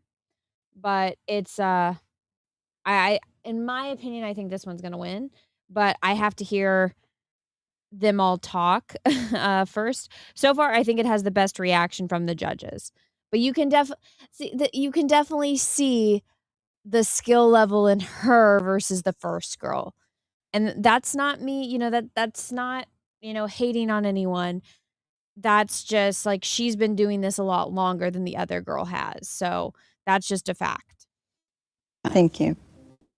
Oh, we're getting the one I hate. I hate this so much. One of the most important loves They hate it too. is to love yourself. And this looks awful. The bubbles look awful. She looks awful. Her hand looks awful. The candles look awful. Like, this flower is probably the best thing on here. This one right here. But this is a terrible painting and a terrible concept. It looks like she's fingering herself in the bathtub, and it looks like she ran out of time. It doesn't look finished at all. Is a time in my life when I was not happy. I felt like I'd sort of lost my identity, and I knew that I needed to take charge of my life, and I started doing things to become happy. It made such a tremendous difference in me, how I encountered the world, and I definitely really felt sounds like somebody I would have never been in flicking the the bean. place to give someone else romantic love or receive love without having that love for myself. And in fact, I shared it with my husband. I was a little nervous when I was going to tell him that I wasn't painting our romance, because we have a beautiful romance. And he agrees, like that self-love and taking care of yourself is the utmost important. And maybe she is anticipating. Okay, but that's self-love. That's not romance. How is fingering yourself in the bathtub romance? Like, oh my God, I hate it. I hate it so much. Everything about this painting I hate. A date, but she is buying herself flowers. Not everybody gets to experience a true romance in their lives. We all have that relationship with ourselves, and our relationship with ourselves, it's our entire lifetime. It's really great hearing the story. It is like a bold thing to do, but it seems like that's what you've been doing every episode too. So I'm just totally taken by the beautiful painting. The light in the flowers is amazing. My one critique would be the towel feels a little like too close to the bubbles, and I maybe would have loved to see an actual bubble or two. With the candle, the one on the left almost feels like it could have been on the other side on a table, because they're going into the water, it looks like, or placing those on the tub lip with candle wax dripping down. Oh, yeah. Yeah, the beauty of your painting, the softness of it. You can see that she's really, with eyes closed, just working on that project. But the light bothers me a little bit. Oh my God, Russell says, thank you for the 2. It would be funny if one of those candles was missing. Oh my God. They're all trying to be nice. Where there's the light on the left side and then the light on the bottom right side. And maybe it's because the shadow of her fingers, but for some reason it was bothering me. So it's a nitty picky thing. It's not a big deal at all, but I'm glad you did something different. Every challenge, when I look at the easels, critique or not, I think you're taking big swings. You're taking risks that could be very beneficial or make you not get the scores you want, but you're very bold, so brave. And true to yourself. True to yourself. All that painting was missing was a cat.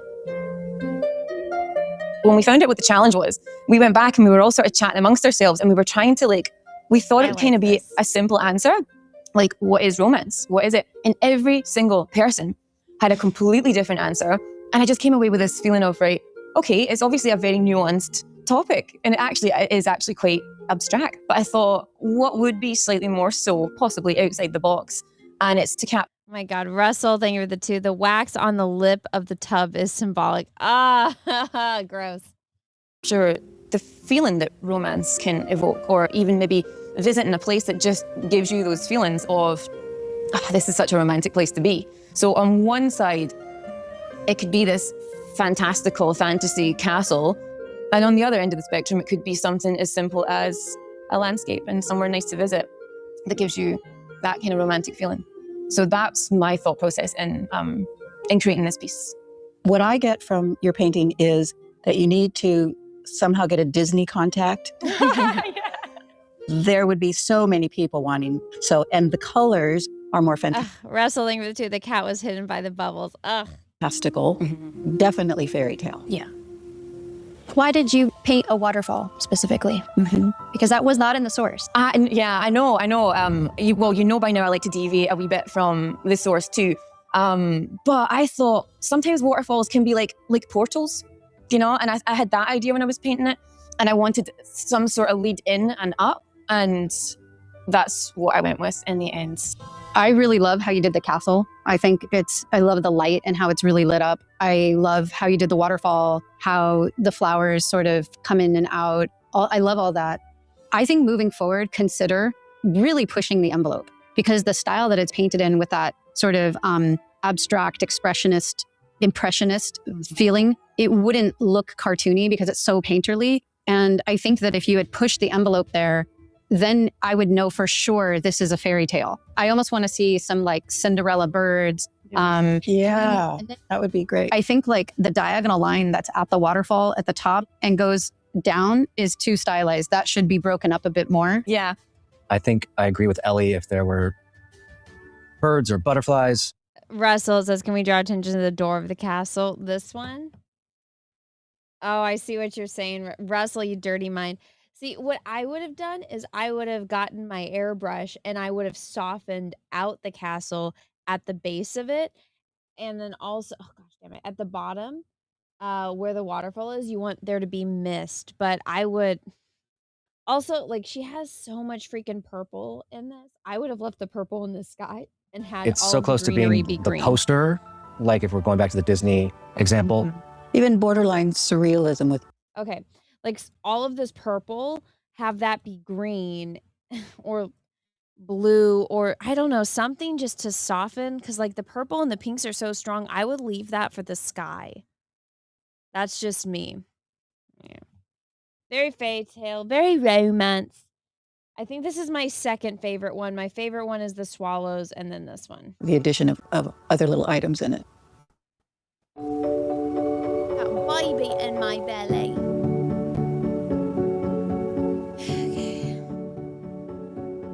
I called this piece Still Growing. When we heard Ultimate Romance, Oh my god. I thought about their faces are horrendous. Oh my. She painted one of the most beautiful paintings in the last episode. This is hideous. What the fuck is wrong? Oh my god. Those are two of the ugliest people. I don't know which one's worse. The other girls or this is, she is so good. She won last week. Like, she won that challenge. She won the $5,000 necklace. This looks horrible. And she has painted some incredible things. Like, look, this part at the top is the best part. This like little, I don't know, cityscape. I cannot believe that this is how she must have run out of time. But they look so bad. The skin color is awful. Like, this could have been like, okay, this is what I was saying with, if she would have done something like this and then didn't show their faces, like you see Mr. Darcy and Elizabeth from Pride and Prejudice with the light coming through. Imagine that, but right here on them. This could have won. That could have won, but no. I can't believe how bad this is. Oh my god. how that doesn't really mean the beginning stages to me of any relationship. Russell, thank you for the two. They both have a puppet jaw. Russell, thank you for the two. Where is the water coming from? I don't know. Use your imagination. But yeah, that's my critique. Like, I'm so disappointed because I think this girl is one of the best ones. But to me, it's a much bigger thing that evolves over time, and it grows and it blooms that way.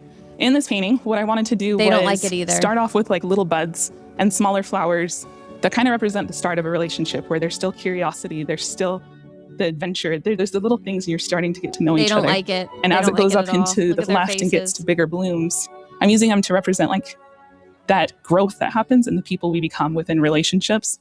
There's all sorts of symbols hidden throughout there, kind of representing different things within the relationship, and I kept them young because I've noticed when I talk to people, they always remember their spouse the way they were when they met them. And I wanted them to be in this blissful moment where they don't even have to look at each other. They know that love exists, and that it's rooted, and that it's still growing. And that's the title I gave the piece, is Still Growing. Great story. Mm-hmm. You have a very distinct style. The flowers, I love. In previous challenges, you explained what that means. The composition of it, I like. I almost wish that either the couples were lighter or the flowers were lighter to have a little bit more contrast. And then just little technical things in the shading of the face. I love how you incorporated the architecture into it. I feel like that's very interesting and a nice juxtaposition. Almost makes me think of a wedding day, going to church.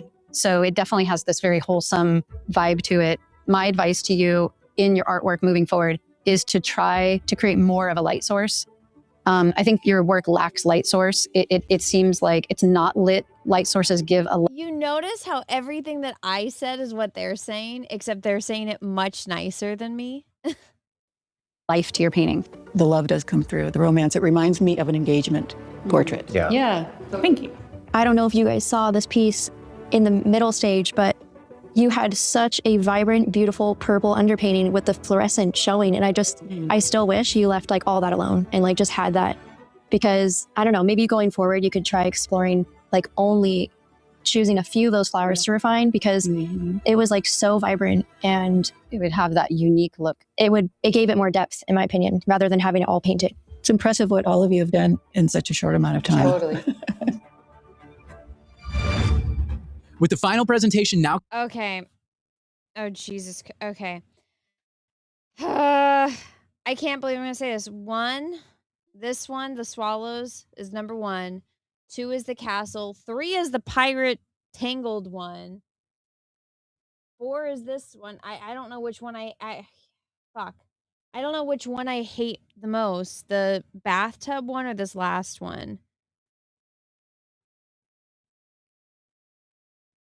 I don't know. But the one with the swallows is going to win. I'm calling it now. Complete, the judges are left with 6 vastly different interpretations of what the ultimate romance can mean, each one shaped by the experience. No, you already watched. I didn't. I'm watching this for the first time. I am watching this for the first time. I just think it's one of those things. It's common sense when you're an artist. Like, you're taught these fundamentals.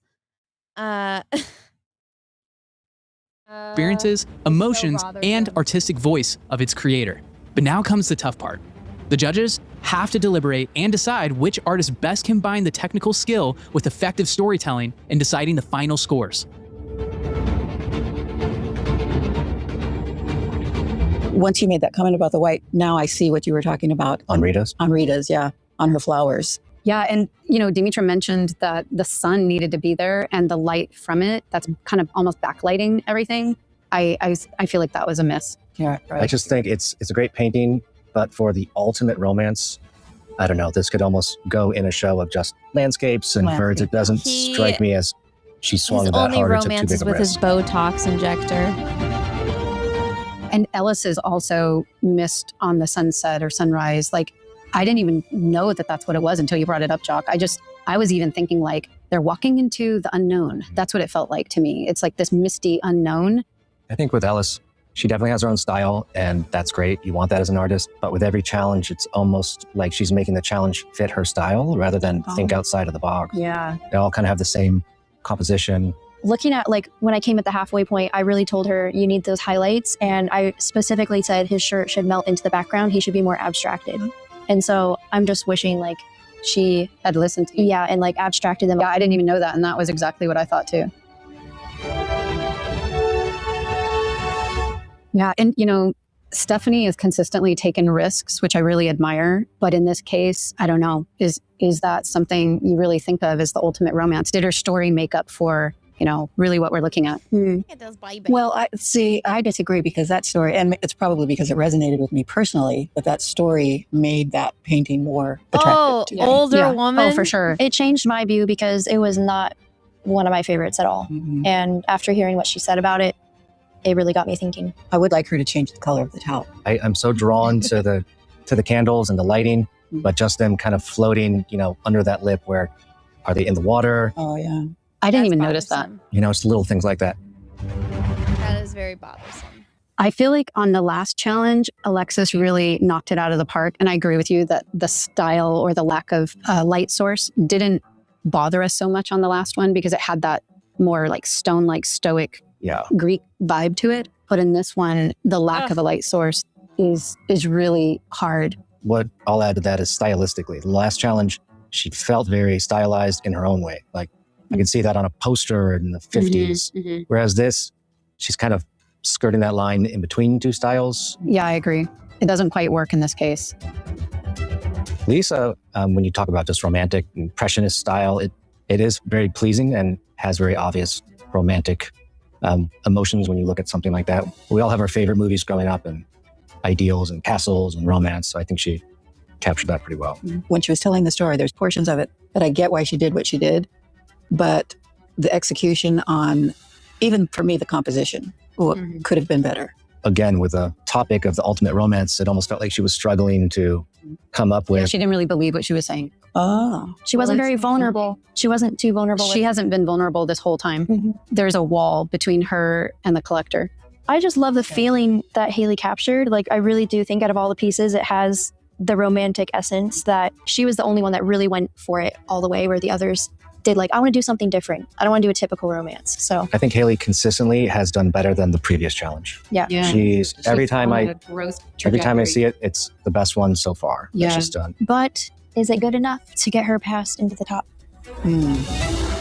With deliberations complete, the judges' rankings reflect a balance between skill and expression.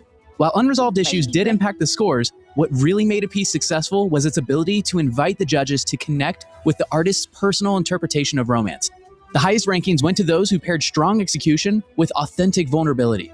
With the results in, it's time to discover which 3 artists will continue on to the finale.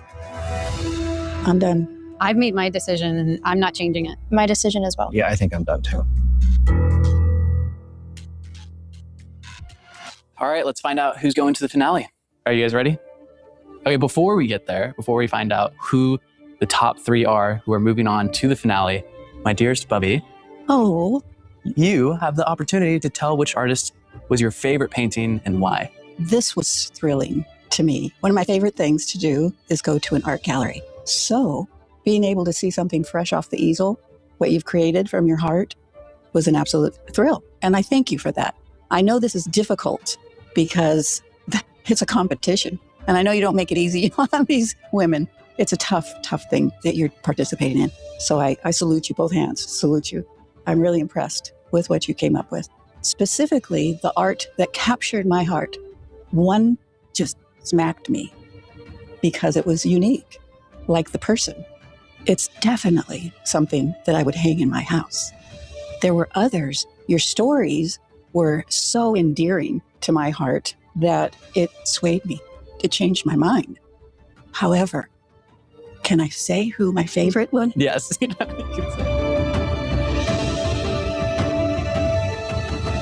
Darling Rita. Called it. Not gonna lie, I am happy. It was very cool. And I love you, Grandma. So I was really happy that she chose it. Makes me want to cry. The way that you kept to your style, the way that you had the swallows flying into that romantic scene just blows me away. Can I have it? Well, Bubby, so what you don't know is I designed this whole episode so that you get to keep the painting that you chose. No way! Oh. So I'm buying the painting from Rita and it's yours. Thank you. You can have it. That is so amazing. Thank you. I called it. It's yours. I thought, you know. You guys see how big this baby belly is? See this I thought, baby? what better challenge to do the ultimate romance for my Bubby, you know? Such a special part of my own romantic story. I'm just glad to be able to do that for you. So do they all know that? Yeah, they all knew it at a time.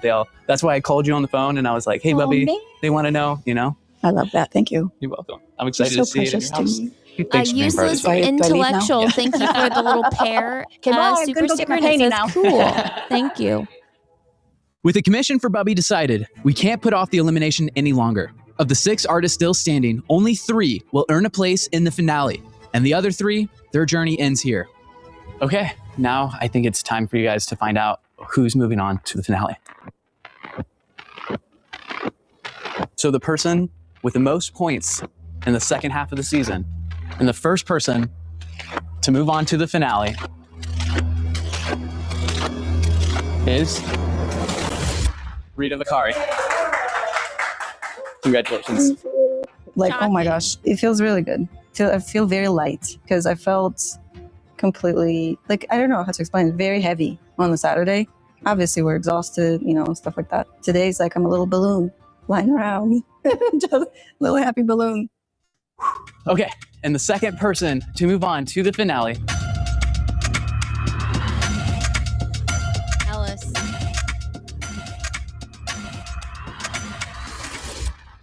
is Ellis. I'm gonna guess the next one is the ginger. I'm happy with gonna the second guess place. it's the ginger. Good for now. I have to be first in the next round. That's more important.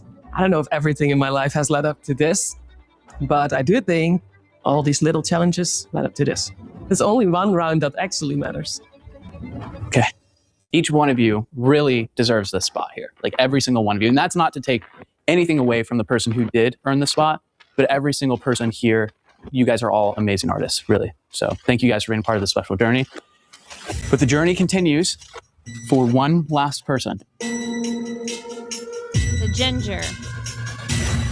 Her.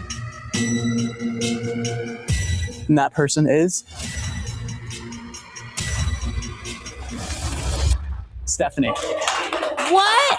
Congratulations, Oh Stephanie. my God. In a way, I don't even know. I'm still processing. I think this was harder than the first elimination day. I was ready. I was like, I like super cleaned my palette, ready to.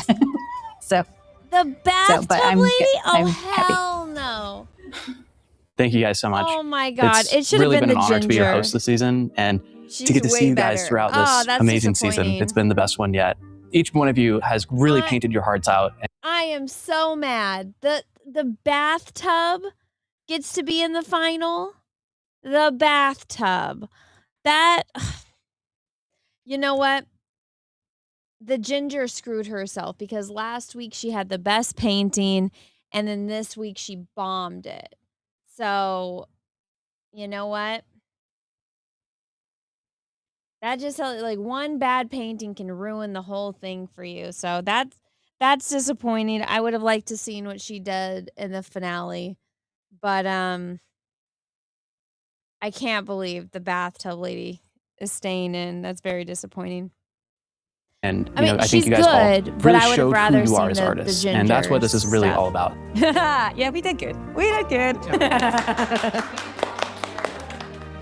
Wow, she's tall. Finalists, congratulations.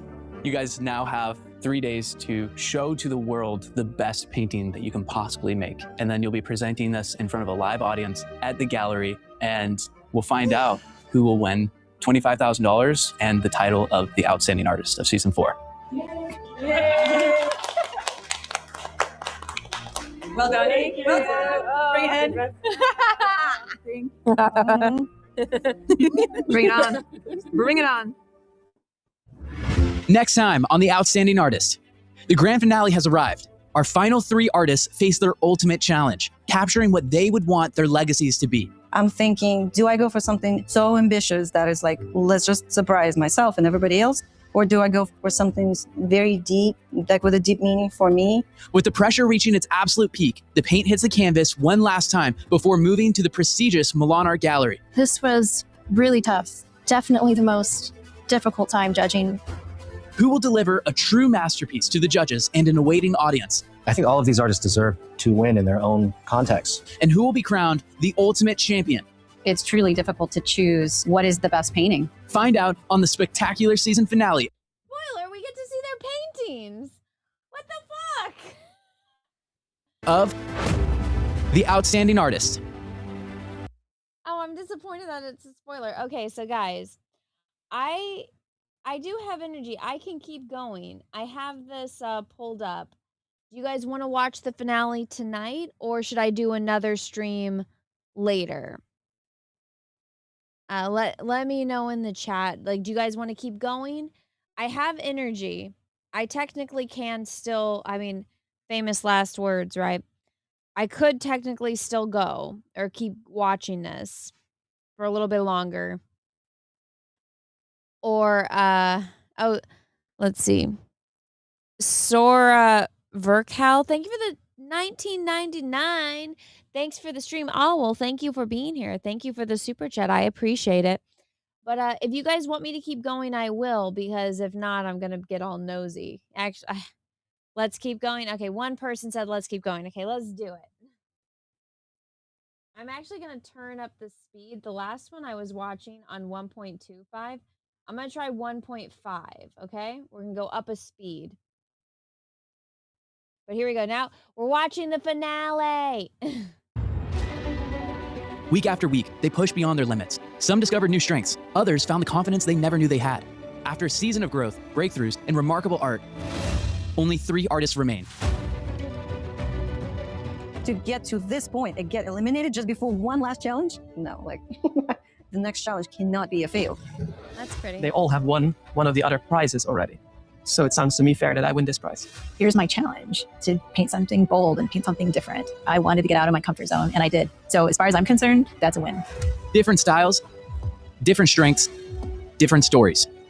Now comes the final challenge that will define them all. What would you want to leave behind? Is it For the next 72 hours, the finalists will have complete freedom to create a masterpiece that defines what they want their legacy to be. Once finished, their work will be unveiled at the Milan Art Gallery, where a live audience, including Society of Professional Artists members and returning competitors, will help determine the winner alongside our judges.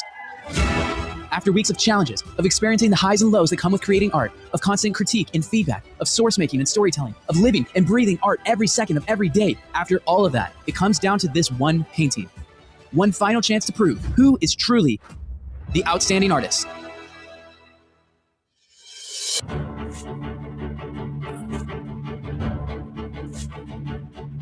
At the end of this video, one of these 3 artists is going to win $25,000. They have 3 days to create a masterpiece.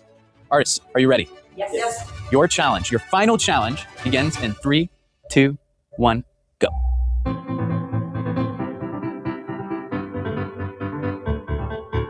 Stephanie entered the competition as one of the strongest technical painters. As a realist painter, she quickly established herself as a frontrunner during the skills phase. But as the competition shifted from technical exercises to artistic voice, we began to see a different side of Stephanie emerge through her unconventional interpretations of the challenges. That approach produced both triumphs and setbacks, from winning the Second Chance Challenge to placing 6th in the Jewelry Challenge. But through it all, she remained committed to seeing the world through her own lens. That willingness to trust her perspective, combined with her creative courage, ultimately helped carry her to the finale. Now, with the biggest painting of the season ahead of her, she's drawing on that same mindset that guided her all season to create something personal and unique to her. With this, I'm painting from a photograph that I took myself. And I went on Easter morning and we went for a sunrise walk. So I went to my special spot. The birds were incredible. I got a picture of a spoonbill flying. The sunlight is coming through the palm trees and there's a live oak with Spanish moss hanging down. And it's just like everything. And it was just perfect. I'm really excited because it's a very meaningful place for me. And it's really cool that I took the picture while we were doing this. So I'm excited about that. I'm intimidated by the size of the canvas. The one thing that I have to really try is to not go in for crazy detail. And so I know that ahead of time. And so I'm already like breaking it down into different sections, like how am I going to handle this section and how am I going to do it with big brushes and less detail. But that's one of the things, like, it's great to have this challenge specifically for this and pushing myself. And I don't have a choice. I have to do it. I have to do it in the time frame. So I think it's awesome.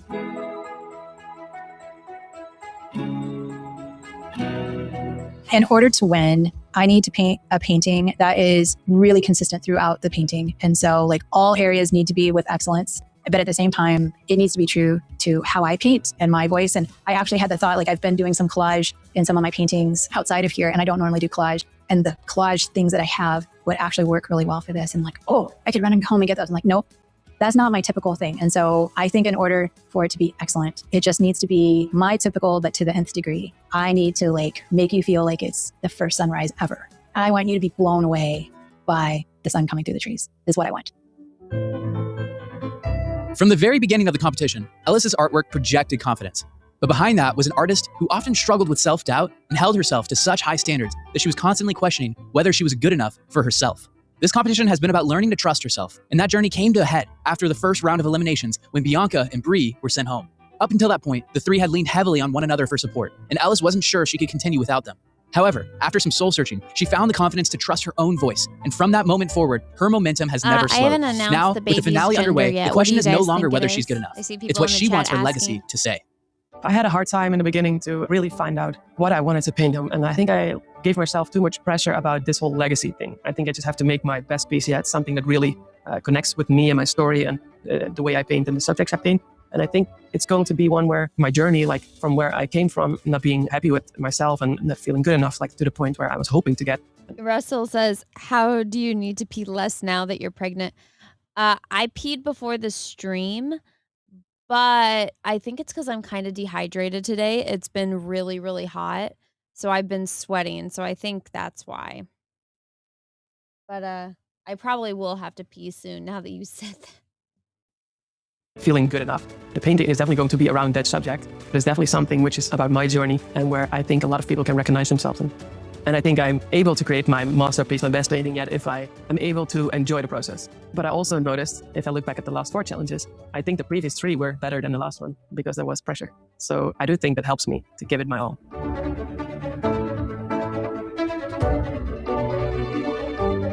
It's already like a really exceptional position to be in. Playing the finale is, I think, something that I was kind of like hoping and dreaming for, but did I really allow myself to dream about it? I don't think so. The highest goal in general was for me getting there.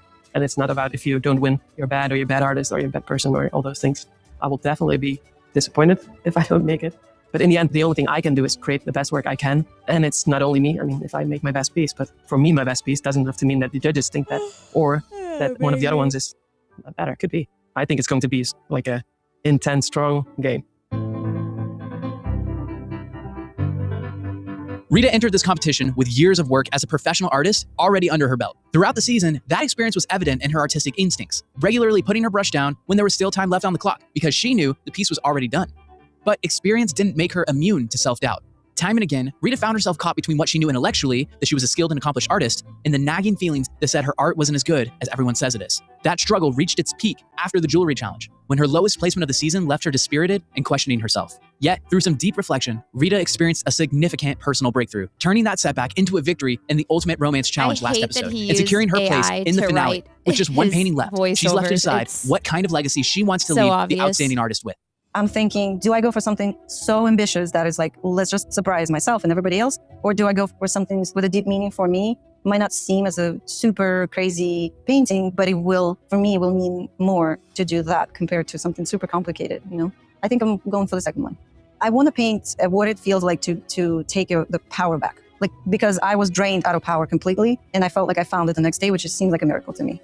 I know there's energy in every painting, and I know I paint a lot of things that I love or inspired by, but not every painting has a very deep emotional meaning to me.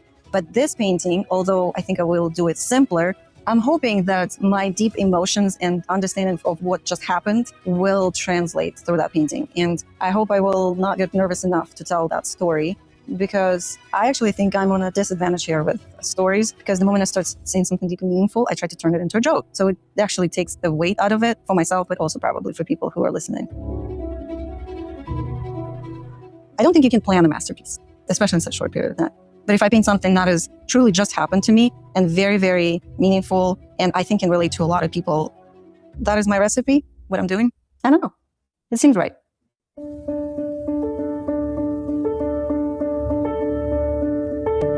It's one thing to decide what you want your legacy to be, but it's another thing entirely to bring it to life on the canvas. 3 hours into the finale, it's time to check in and see how each legacy is beginning to take shape.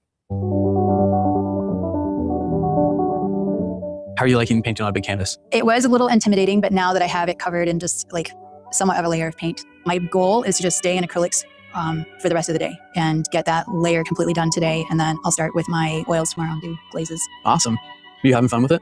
I am, yeah. Even though it looks crazy and it's a little bit hard to look at like fluorescent because it's so much, I'm excited because I know what will happen as I keep working it. So I'm really excited to like see the berg emerge now and like start working around it. I feel like this type of process is like really a practice of delayed gratification. You know? It definitely is. You have to be okay with the ugly stage. So when I paint live, I don't paint like this for that reason. I paint alla prima, which for if somebody's sitting there watching me, calling him there's out no on the website that he uses. Where they're like, if they just sat down and watched me for an hour and just AI do this, to write they'd be like, his voiceover, so he's "Pretty just reading bad." the script. So I just do alla prima when I do that. In and my so, opinion, but it it serves me well sounds because like then, AI is writing. in the certain script. areas, I don't need to draw it out first or anything. I can just go in and do it. But I I'm not prefer this calling method. anyone out. When time permits. Yes. If they And ever now you have want 3 to days. watch this, they can see what Counting I have down. to It's already say. half a day. It's already gone. So 2.5 days. 2.5 days. Yes. I don't think any of it's these doable. people It's definitely care. doable. Cool. Well, I'll let you get back to it. Thanks. Yep. I'm giving you guys my commentary because you guys are my audience. How are you feeling You about guys are here because you guys care what I have to say about Overwhelmed, this. tired. Not. I don't really know what I'm doing. I know what I'm doing, but I think compared to other paintings where I knew the steps, in this one, I'm kind of like intimidated by each new step.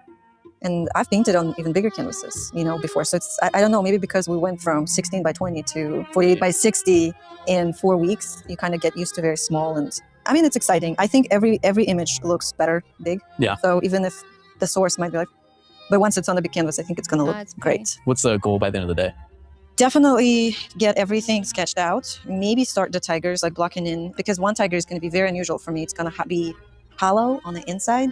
And I'm like, how am I going to do this again? So I think it's going to take me some time to understand how to do it. So it is clearly tiger. Like I need an effect of it being empty, but still look like a tiger. So I have no idea. And then the other tiger is going to be completely opaque. So that's the idea of the painting that I'm not going into right now, which I told you about. Yeah. Okay. Yeah. Cool. Well, good luck. Thank you. I'm sure you'll do great. Thanks. Tell me about your process. Well, making a mess. I always start with a lot of collage and marks and washes, and then my inks, just to cover all the white and to have interesting things going on. Tell me about like landing on that source, because I know you were working through multiple different sources. What ultimately made you like choose that one?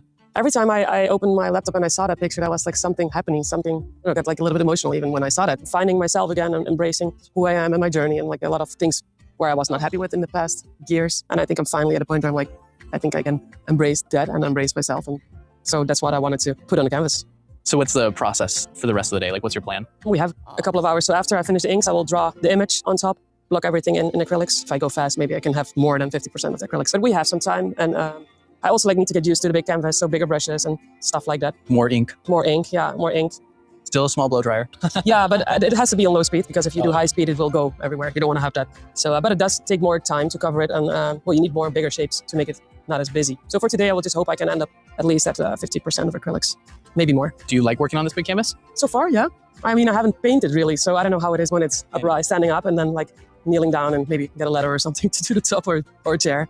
All right, well, I'll let you get back to it. Cool. Thank you. Thank you. Mosquito just flew past Each me. story may be different, but all three artists are chasing the same goal, to create a painting worthy of the finale. With every passing hour, the moment draws closer when these artists will reveal the finished legacy they hope will earn them the title of the outstanding artist.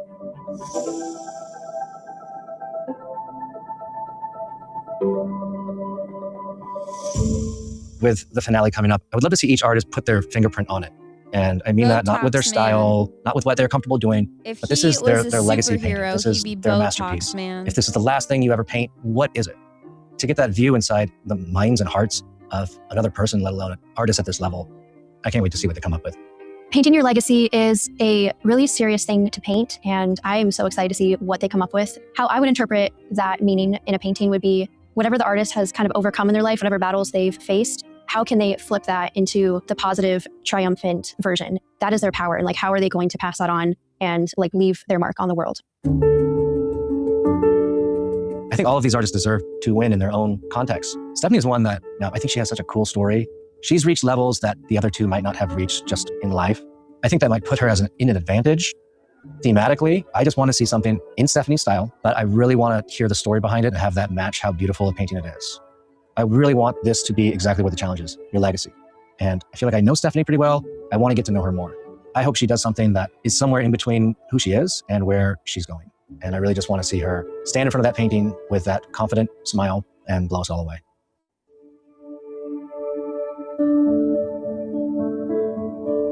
I think Rita has some really strong things going for her because she has a very unique style where she plays with negative space. She has very interesting compositions. She also paints very quickly, so that is definitely to her advantage. But I think Rita could be a little bit more vulnerable when sharing her story behind the art.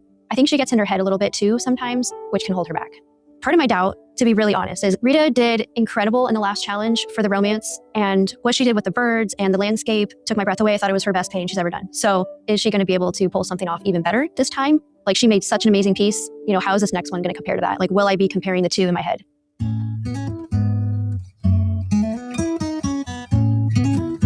Ellis, I hope she steps out of her own way as far as really doing something bold. And what she comes up with is from a place of beauty inside her heart. And she just comes up with something that she can look at and just feel, that can be the last thing I ever paint. I think there's a lot of room for her to fall into certain habits of overcomplicating composition or tries to do too much. I hope whatever Ellis puts on the canvas really reflects who she is as a person. She has such a beautiful presence. She's so well-spoken. I want to see that confidence. I want to look at it without her in the room and say, like damn, the whoever painted colors. that is an artist, and she's outstanding. Dude, that Ellis chick would just paint like an abstract. It'd be awesome. As the legacies of our finalists continue to take shape, it's worth remembering that the real story of this season isn't found only on the canvas. It's in the growth of the artists who accepted these challenges, and maybe even the ones at home watching who felt inspired to begin a creative journey of their own. Through successes and setbacks, moments of confidence and self-doubt, we grow whenever we're willing to challenge ourselves. It's that pursuit of growth, of self-discovery, that truly makes us artists, and we should all take enormous pride in that. We created the Outstanding Artist 2-week challenge because we see a huge problem with artists everywhere. Create this over the acrylic. Eating 2 day. All right, if any of you guys want to go sign up for their 2-week art challenge, there you go. I learned so much during this experience, during the Outstanding Artist, not only about art, but also about myself. I learned that I'm capable of way more things than I had imagined. I never thought that I could create sources so fast and get so creative with all the challenges. So that's a really big accomplishment. But I also learned a lot about myself, my emotions, how I experienced the highs, the lows, the mids, everything. I think when I got a low ranking, all the self-doubt came back. Suddenly I was back in a position where I thought I was not good enough. But I also experienced the other side, the highs, soak in a bathtub super every amazing night. to experience. And I It's think not fun. it's good that I recognize now all the stages. It's relaxing, and I also have the but I don't ability like sitting to in let it be there. And then bathtubs. after that, get myself together and be positive again. And just accepting that it's part of me, part of my story. And I will be always a perfectionist. But I do think if I can embrace it and acknowledge it, it can help me in the future. Who do you guys think is going to win? Up front, I had the goal to make it to the finale. And now I'm so proud. I cannot even describe it. It's really special to be part of this finale. It's something that I had hoped for and wished for and dreamed of. I think it's only one word that can describe it, and that's being really proud of myself, how far I've came, and how many obstacles I've overwon. What part will stay the most with me is hard to tell now, because the first few challenges, it feels that they are miles away. It's like such a long time ago we did that, but it's only 4.5 weeks. And the last few days was only full focus on the finale piece. So that's in my head now. But I do think this whole experience was amazing, and I can see that it maybe will be life-changing for me. The way I look at myself, the way I look at my art, the way I think I feel seen with presenting my final piece. The overall feeling is just incredibly proud of myself that I came this far and that I made it and that I'm one of the 3 finalists, and that's something I could only dream of. It was an unforgettable experience.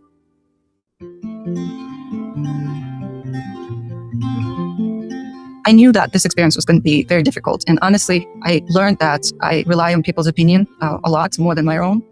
And that I should change that I should listen to myself more and listen to my intuition, what it tells me. I think I came with big fear Who do you think is not gonna being win? able to create fast-paced ideas, which Ellis, is I can Rita, paint or fast, but Stephanie? I don't come up with ideas fast. So this has been the most difficult thing, and I had a fear that I won't be able to do good work because of that. I was honestly This not is Rita. in a good Ellis was mental the one state, that was just talking to the artistic blonde state, lady. creative state. But And I am then making Stephanie's peace with the myself one with the because bangs being that did in the a bathtub finale is a huge deal for me. routine. Honestly, I didn't think I would make it So this if you're far. watching I had a lot of on, doubts that I am YouTube, you can not vote because good of an Rumble artist, doesn't have as polls other yet. people think. The show has been very good for me. It showed me that I can do good work. I can troubleshoot. I can fix things if they don't work out. It helped me and proved to me that I need to keep moving forward and trust myself. I mean, this has been incredible. I can't describe it to anybody. I think digging really deep into why certain things mean something to me was very exhausting, but also very rewarding. So I think the experience of constantly pushing myself, going deeper and deeper and understanding myself more, that feeling and that kind of urge to do that more will stay with me the longest. I think only this experience, this kind of push where it's physically exhausting and mentally exhausting can get you to something really raw and meaningful and really change you and set you up on a new path. So makes me happy. Everything that happened here was amazing.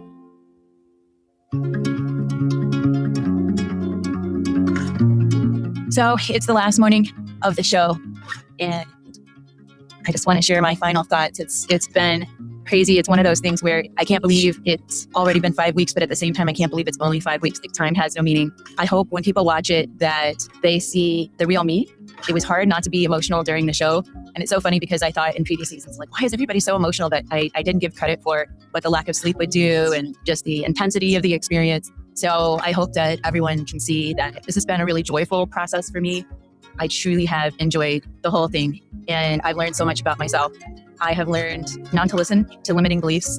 On the very first episode, there was a moment where Jake had a curveball for us, and he told us that we only had an hour to paint our painting. And my painting was a chimp holding his hand out. Before the show, I had thought that there's no way I'm going to be upset by any of the like crazy curveballs that happen or challenges. And I'm typically a pretty even keeled person. So I thought I was just going to take everything in stride. And I was honestly shocked by myself at my initial reaction of like, what? No, you can't do it. It's not fair. I can't do it. There's no way I can manage this. And then I just had a little talk with myself and was like, why? Why don't you think that you can do this? You've painted many faces before. You've painted many hands They're before. saying Rita painting tigers as her what if your legacy life is on the line and you had no to, sense. you had to do it to save somebody's life? For me to explain a little bit, because she talked about it in a previous episode, she has an identical twin sister, and they're very different. So the two tigers, I think, is supposed to be symbolic of her and her twin sister. Like you have the white Siberian tiger, and then you have like the orange, like I don't know, regular tiger. So I think that's and how they're going different paths. I think it's symbolic of like her and her twin. That's what I got out of it but obviously they only get like a certain amount to talk, and I'm pretty sure they had like hours and hours of footage and they needed to like edit it so that way it's cohesive. But if I were to guess what the symbolism behind Rita's painting is, that's what my guess would be. Because in a past challenge, she talked about her identical twin sister and how that was incorporated into her painting. So I think and that was the jewelry one, and how it was like white and black and like day and night, and that's her and her sister, which this tiger one, I think it's another take on that. That this is just 100% my guess. I don't know. But because it's very similar as far as like the color, and then you have the white tiger and you have the orange color or the orange tiger. So that's what my guess would be. We'll see. Maybe she'll explain it. You can do this. It could be bad, but you can do it. And I did it, and it was good. I actually did really well with that one. And so actually, all of them have explained it except for a long her. time. So it'll be I've done hard interesting to see things what she before, says. And I'll do hard things again. Like she And talked so about how that's she one of took, the things that like I'll this is a remember. photo she took of the sunset. And then she talked about how she liked this one. Rita hasn't talked Every about challenge hers. this season has asked something different But of these I'm artists, guessing that's not what just it as is. painters, but as people. As a result, they've come away from this experience with a deeper understanding of both their craft and themselves. Now, as the final day of work continues, let's check in and see how they're bringing those lessons into their final paintings of the season.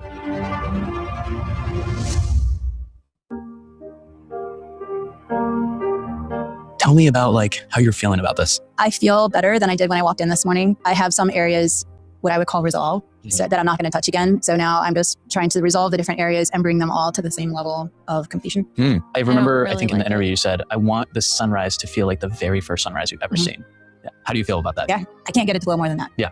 Yeah. So Radiant. I want it to be the punch in the gut, kind of like Have you learned anything about yourself with this painting? I learned that I cannot stay out of my left brain. I already knew that.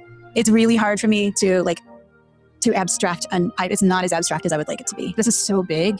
I would like you see the details more. So like if it was all condensed, I'd be able to like show this in a couple of brushstrokes. Mhm. And I'm trying to do that, but then like I also don't, because of just the contrast, I don't want it to be just like a dark blob. So how do you do that and have the light broken off? What's the overall like vibe that you've had while you've been painting this painting? I'm happy. I'm happy that I'm nervous, and I'm happy that I'm nervous. And then sometimes I'm like, oh no, I'm not going to be able to do it. But I mean, in general, I enjoy painting. And so it's like I've said all along, like I know realism is not most people's thing, but it's what I do. And so I just want to wouldn't represent consider that well. realism. Okay, well, But, yeah. I'll let you get back to it. Thank you. Yeah. Tell me about how you felt while creating this. It's been a roller coaster for sure. I kind of wish there Yesterday, wouldn't be as much did white. not feel very good about it. I liked it kind And of today better I'm feeling before. okay. Like I still need to find, like I'm in the ugly oil stage. You know, there's just, and I'm so overwhelmed. There's so much to do. The oil, like some things Yeah, I'll I have wish you to would have just left a little give bit up more of the background. refinement wise, because there's no way I can do this big of a painting with like the stairs and the tigers and all this stuff in oil in 2 days. You know what I mean? I'm thinking to add one more thing to this painting that wasn't initially in my source. So that's going to be fun. I don't know, but everything's wet. And I'm like, I don't know what to do. So I really, really want to make it all work. I don't feel well today, like physically. So I'm struggling.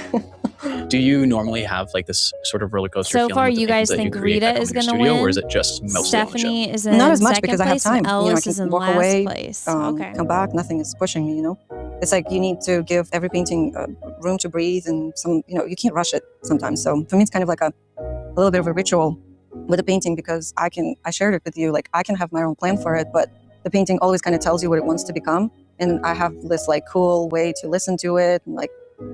I don't know, it sounds like gypsy magic, but I like it. Like this is the cool part about making art. It's like you can't force it on a painting to become something that you wanted it to be, right?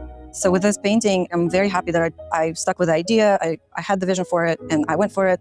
And I think the story is very strong, which I was worried I wouldn't have a good story for a final painting, but I'm happy it came to me. But now I'm like, how do I do it the way that it's not just a story and like, well, yeah, I can see where she was going with it, but you know what I mean? So I need to find a way to make it impressive and go like have a good balance of a great painting and a great story. I wouldn't feel discouraged. I think Okay. you have the makings of a masterpiece. Okay. You just need to execute it. Thank you.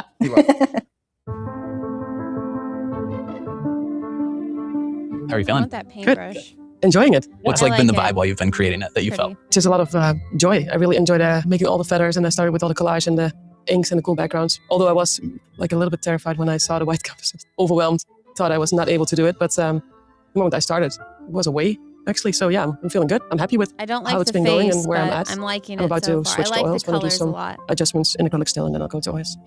What's been the most challenging part of this painting so far? The face. She has a difficult angle, and the source doesn't have much information. Mhm. It's really flat. That's why I see like this eyelid needs to go down a little bit. And it needs some refinement there. The mouth is too wide here. And I was just doubting, like, am I going to change that in acrylic still?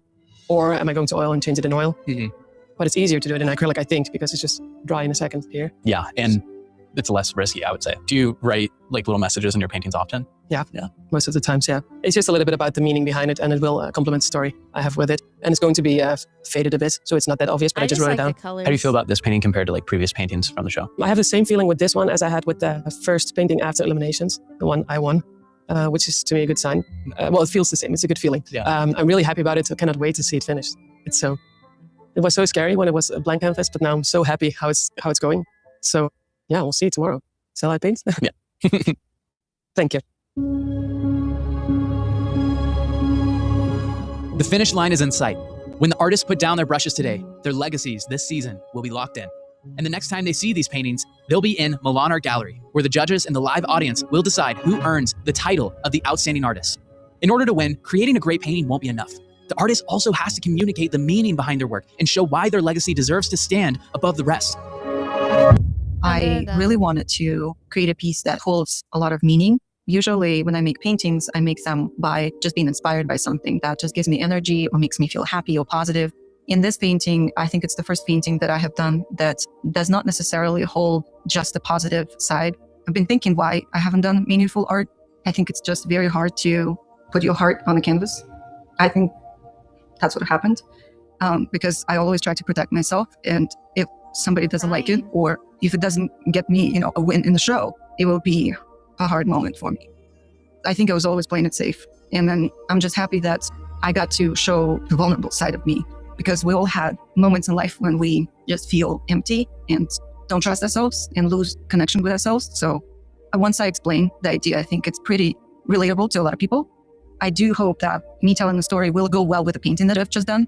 But I think the idea is there and people will understand it. I have a feeling, because we all have those moments. Although it was pretty difficult to go through the show, I'm happy it happened just so I can make a painting that shows my journey through this competition. I couldn't ask for more than that. I'm so grateful that I have gone through a transformation here. I came here to have a breakthrough in the transformation and to win. And if I got one of those two things, I'm already pretty happy about that.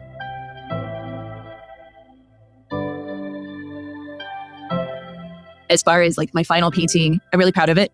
But what I hope to show with it is just my appreciation for the beauty of the world we've been given and nature and how important nature is. It's really, the painting is also about light.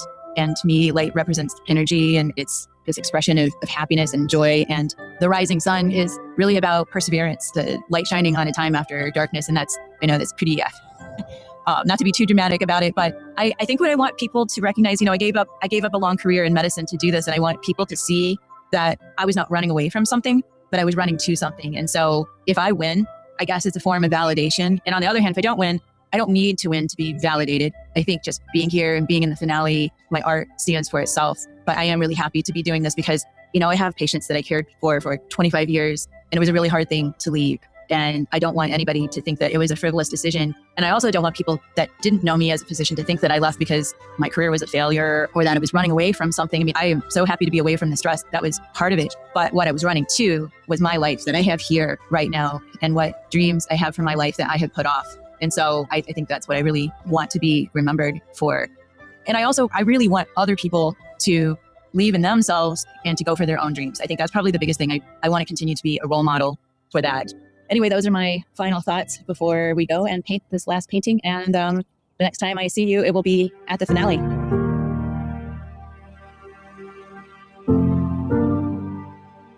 I'm afraid my final masterpiece can give the first impression of just being an angel. So I really hope people go up close and read the poem that is written in there, and also hear about my story behind it, because it's way more than just a woman with wings. It's not an angel. It's about embracing yourself.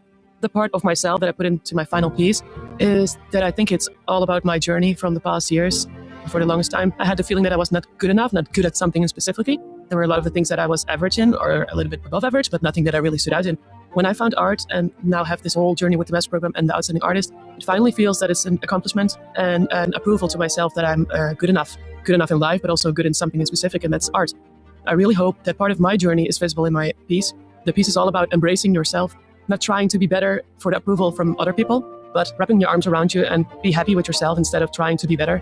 What I did for a long time was trying to do better to get the approval I was looking for, but in the end, it's all about me and my own journey, and I'm embracing myself. And the whole piece I made for this final challenge is about embracing yourself, and that's an important journey for me. And I have the feeling that if people read the story and read the poem, that they can really resonate with it.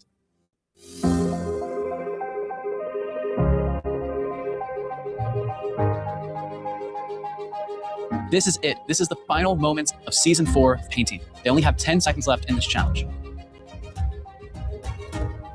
5, 4, 3, 2, 1. Brushes down. With the final brushstrokes laid, the work is officially done. It's time to take these finished pieces to Milan Art Gallery and present them to the judges and an awaiting audience for the final critique of the season. This is it. We are here at the gallery in front of a live audience. The artists are about to present their work to the judges, and we're going to find out who's going to win season 4 of The Outstanding Artist very shortly. Thank you everyone for coming. I'm so excited. It's been such a long journey, even though it's only been 5 weeks.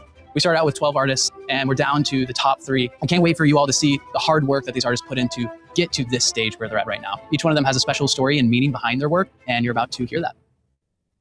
Let's see.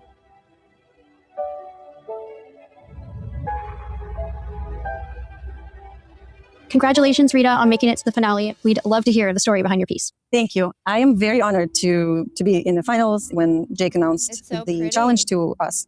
I knew I needed to do something special, not just a pretty painting or just a symbolism that is inspiring to me. I knew I needed to dig deeper and paint something very vulnerable. I wanted to show my journey that started a little bit, I would say a little bit before the filming started, and closer to the end. So last week, probably, I felt that I was completely empty and hollow. We'll have these moments in our lives when we have to ask for help and understand that being completely empty means emptying literally everything out, not just inspiration, but also your doubts and all the negative things. So I wanted to paint a journey when you feel that you are completely empty. You actually are a vessel to accept the divine and maybe new purpose. Go upstairs. Literally just, look up and ask for help and come back whole with purpose. I felt like the story is not just what happened to me, but it happens to a lot of people in general. And we need to be vulnerable and accept that this is just a stage. And I wanted to show the tigers almost like moving. If you look at it, it's kind of like almost like a circle. So it's not just one time thing that happens to you. You have to do it many times in your life and just accept it and love that stage. That's how we grow.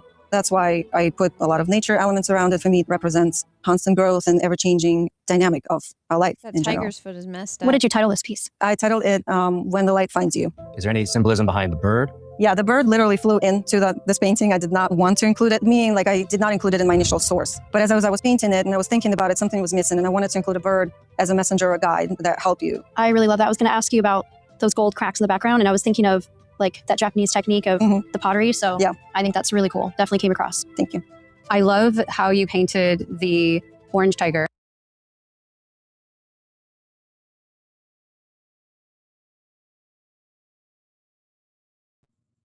Sorry, on Rumble Studio, like every hour or so, it'll kick you. So let me bring that back in. There we go. All right, let's get back to this. And we all lived through your story, so it's special to me to see you come See, out on I the other really side, thought it had to you do know, with her and her victorious, twin, whether you win or you but don't win. I There's so think many it's things I love interesting. about this piece. There's a lot of really beautiful, magical things. I love the little The subtle white tiger reflection looks like it's of him in falling, the leaf, and even its just how the front paws look feet weird of in the the front. orange tiger is placed, the subtle light on his head, all of that. My one critique, you know I sound like a broken record, is the whites. I do think that this would be an even stronger piece if you introduced A Crouching some Taylor more Hidden. So thank creamy you for whites, gifting a particularly membership on, the on head, YouTube. or perhaps in the Thank back you. as the light is hitting it. Somewhere it would have benefited and unified the color more with the gold frame on that side. I wish that it looked brighter. I knew you would say that. I did hear though you saying creamy whites, creamy whites. There's some sort of resistance in me to creamy whites, and I think I need to find out why and just do it and see what is this resistance is all about. Like, why can't I use creamy white, off white? I was not happy today that my blazer was today is off white. Like, I literally brought the wrong blazer. So this is how my relationship with white color is very weird. So, but yeah, no, I very, very appreciate all the feedback, and I'm happy it came through, like the idea, because that was the biggest story for me. And I think this is the most vulnerable piece that I've done. I realized I don't go deep into meanings of my paintings because I just have a mask. So I really want to push myself further in this direction. I'm glad you said that. I personally feel like it seems like you've been getting deeper and deeper with the meanings of your art, and you are very deep and you have a lot of things to share. So You're so close to literally wearing your heart on your sleeve. It's amazing. So, I think as you know, that's always scary, but if you lean into that, that is just one more thing that brings the client through the canvas to you. When they look at you, they are told your story or you're presenting your story. That's what I have found in my experience, people buy art. yeah, it's a beautiful piece to end on. You should be very proud. Thank you.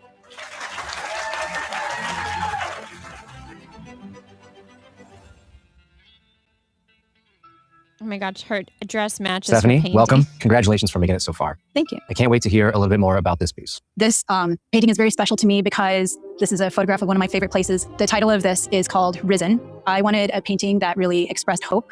And I love birds in general. They're great symbols of both like place and emotion.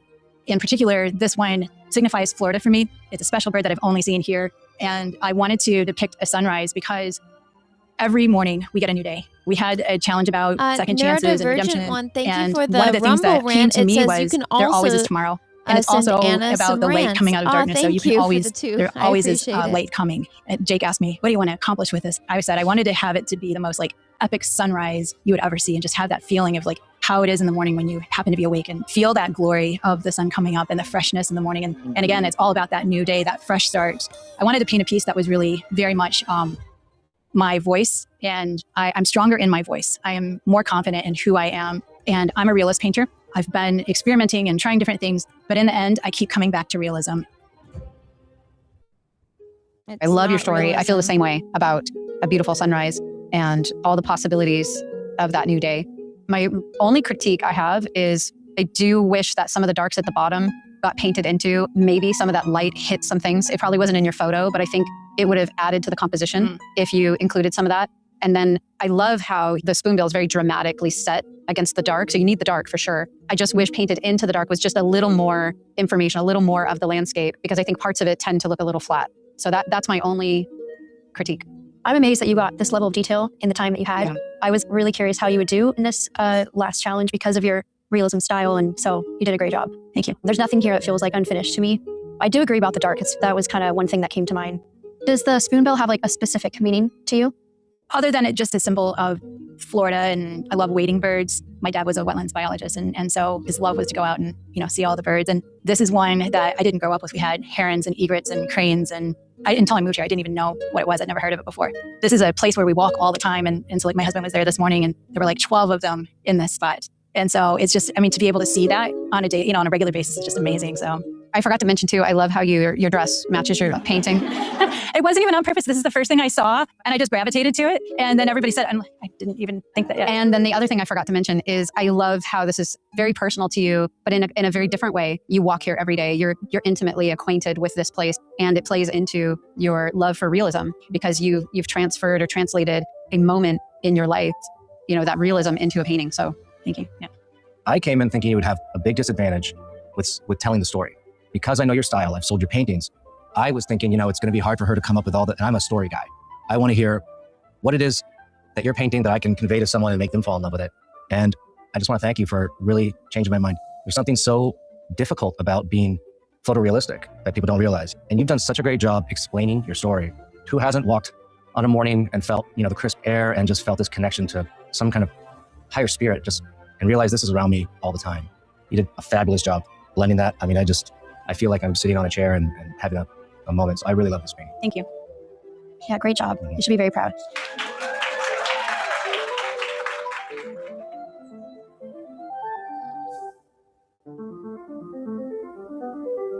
Congratulations, Ellis. You made it to the finals. Tell us about your piece. So when we got the challenge to make our masterpiece, I was first very overwhelmed because I was like, what do I paint for this masterpiece? And then I saw the blank canvas, which is taller than me almost. I really got scared. I thought I'm not good enough to be able to do this. An angel. So this piece is called She Carried Gold from the Dark. That because does for not a look lot the of times in my same life, I had the feeling that I was not quite good enough in all kinds of things. Always the second place, and that really changed my perspective of myself. So I wanted to capture a piece where it's all about embracing yourself.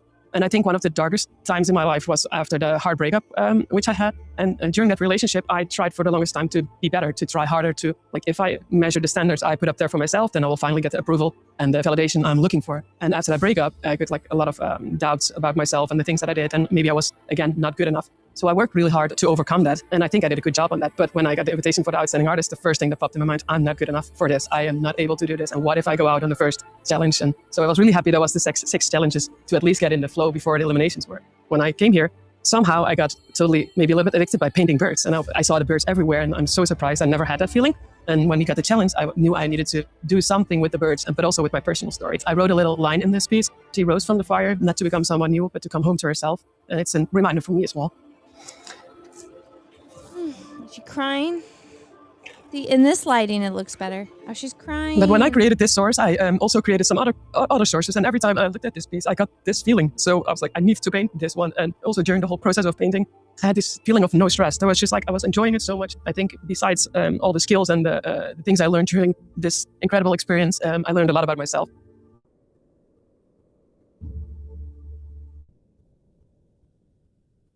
I think as soon as you saw that blank canvas and said, I'm going to paint something for myself, no matter what happens tonight, I hope you feel and walk away as a winner, because you've opened up a lot.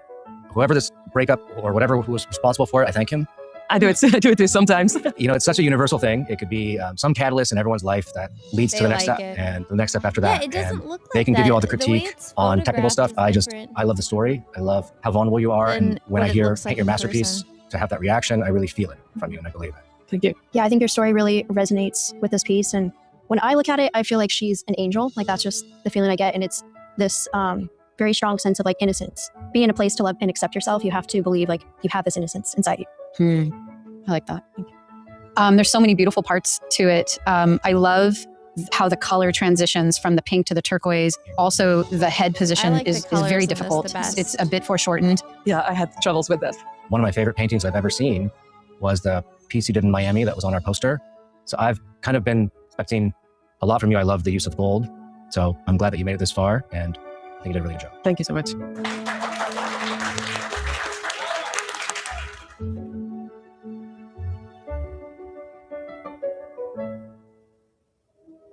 Three final presentations, 3 unforgettable stories told on the canvas. The artists have given everything they have to the theme of your legacy, and now their fate rests entirely in the hands of the panel. As the final deliberation begins, take one last look at these masterpieces, because one of them will soon earn their creator the title of the Outstanding Artist. I'm getting kicked. I wonder who's gonna. I actually don't know who's gonna win. I kind of feel like Ellis will, but every tough. final. Yeah, I mean, it is really tough. I mean, we kind of knew as the competition continued week after week. We just saw their work get more deep and powerful, and just really, really incredible painting for the time constraints that they have and the conditions. It's super impressive, and it's truly difficult to choose what is the best painting.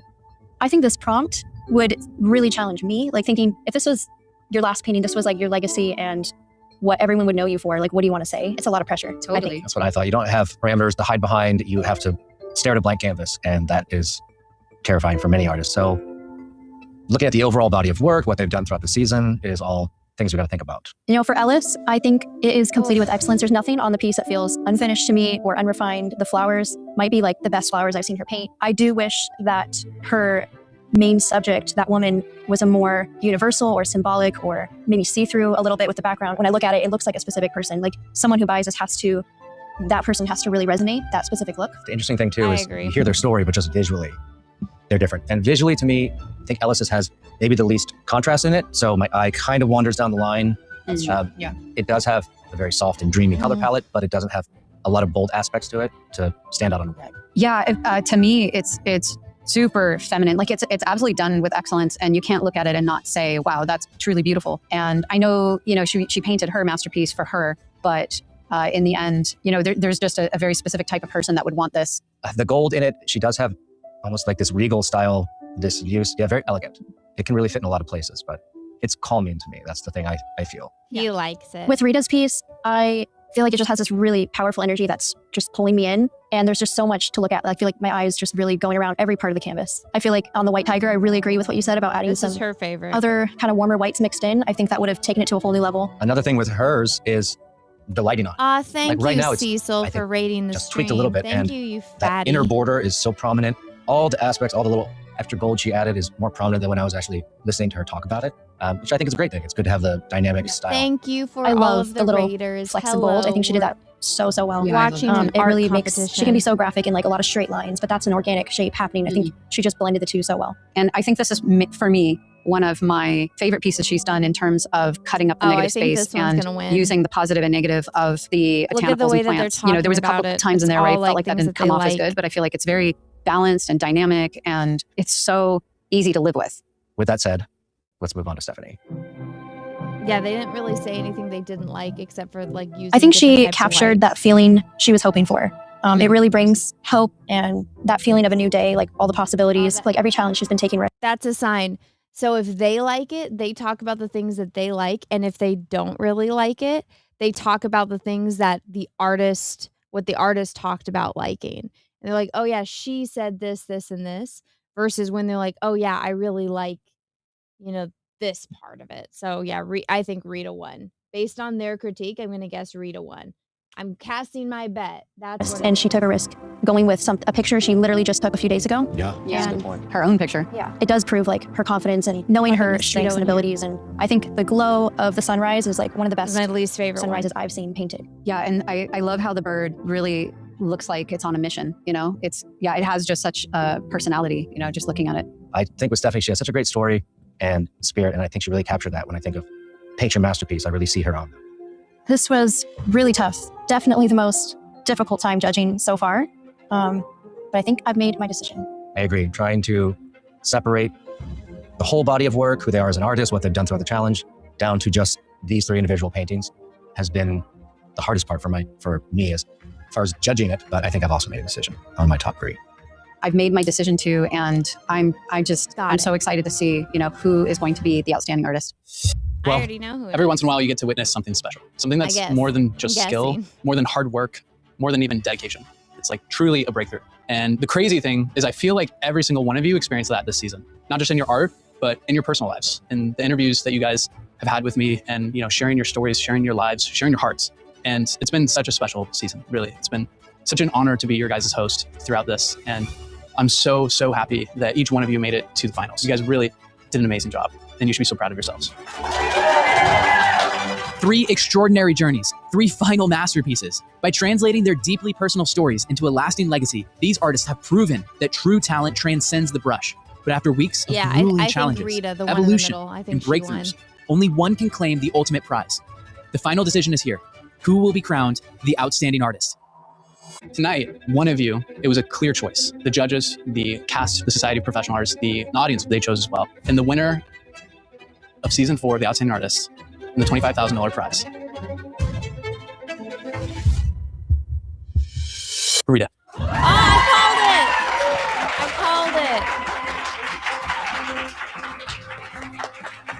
called it. I knew it. I'm just happy. And the weight that I put on me was lifted, because I'm an anxious person. Literally, my brain create exit strategies to not freak out and kind of deal with the thing before it happened. My life has been filled with disasters that never happened to me. And that's, for me, I feel light again. It was an amazing experience. It is not for the faint of heart. And there was some crazy intense stuff, but that's like, you know, like you learn stuff about yourself, and those are the places where you grow and change. And you also like make those connections with people in a different way than you do on a normal day-to-day basis, because it is so intense. I came for a challenge and I got the challenge. And so I feel really proud of myself. It was such a roller coaster. I don't think people realize how intense it is. No, that's what I was like trying to explain. It's just impossible. Well, my No, wife was even saying, the when you're doing chat, high if you're movement watching on exercise, your YouTube, then heartbeat you is had like, the chat you up. need to take a break. What even are you you doing, guys girl? guessed it Maybe you right. should take a break. I was like, yeah, I don't have time. I need to finish this piece. It's an emotional roller coaster because you put everything in it. I also know for the judges, it's really hard. It just takes a while to like process this all and just like be okay with not being the best. Cheers. Oh my God. Speech. Well, when I came, I was coming here and I said, I'm not going to cry. I'm not going to cry. But I've cried so many times this past week, I think. And it was, I think, the hardest thing I've done in my entire art career, which is not that long, but it's still a huge thing for me to do. To be vulnerable, to push myself, to work 12 hours a day, which I never do that. I take short breaks between sessions. And it was absolutely That one incredible guy to in do the it audience with looks like he's people who about to became my die. friends, supported me, Jesus. like Jake, you, to your grandma, to your mom, to all the filming crew, to all the people that have lived in Airbnb. I mean, this is the most special experience that I've had so far. So thank you so much.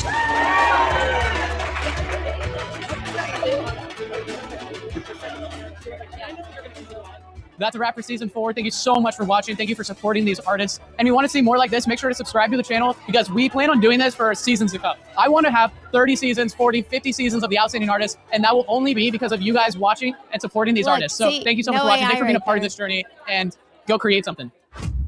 Okay, so usually when he talks, he's got the AI script. That was not AI scripted, so you can see the difference.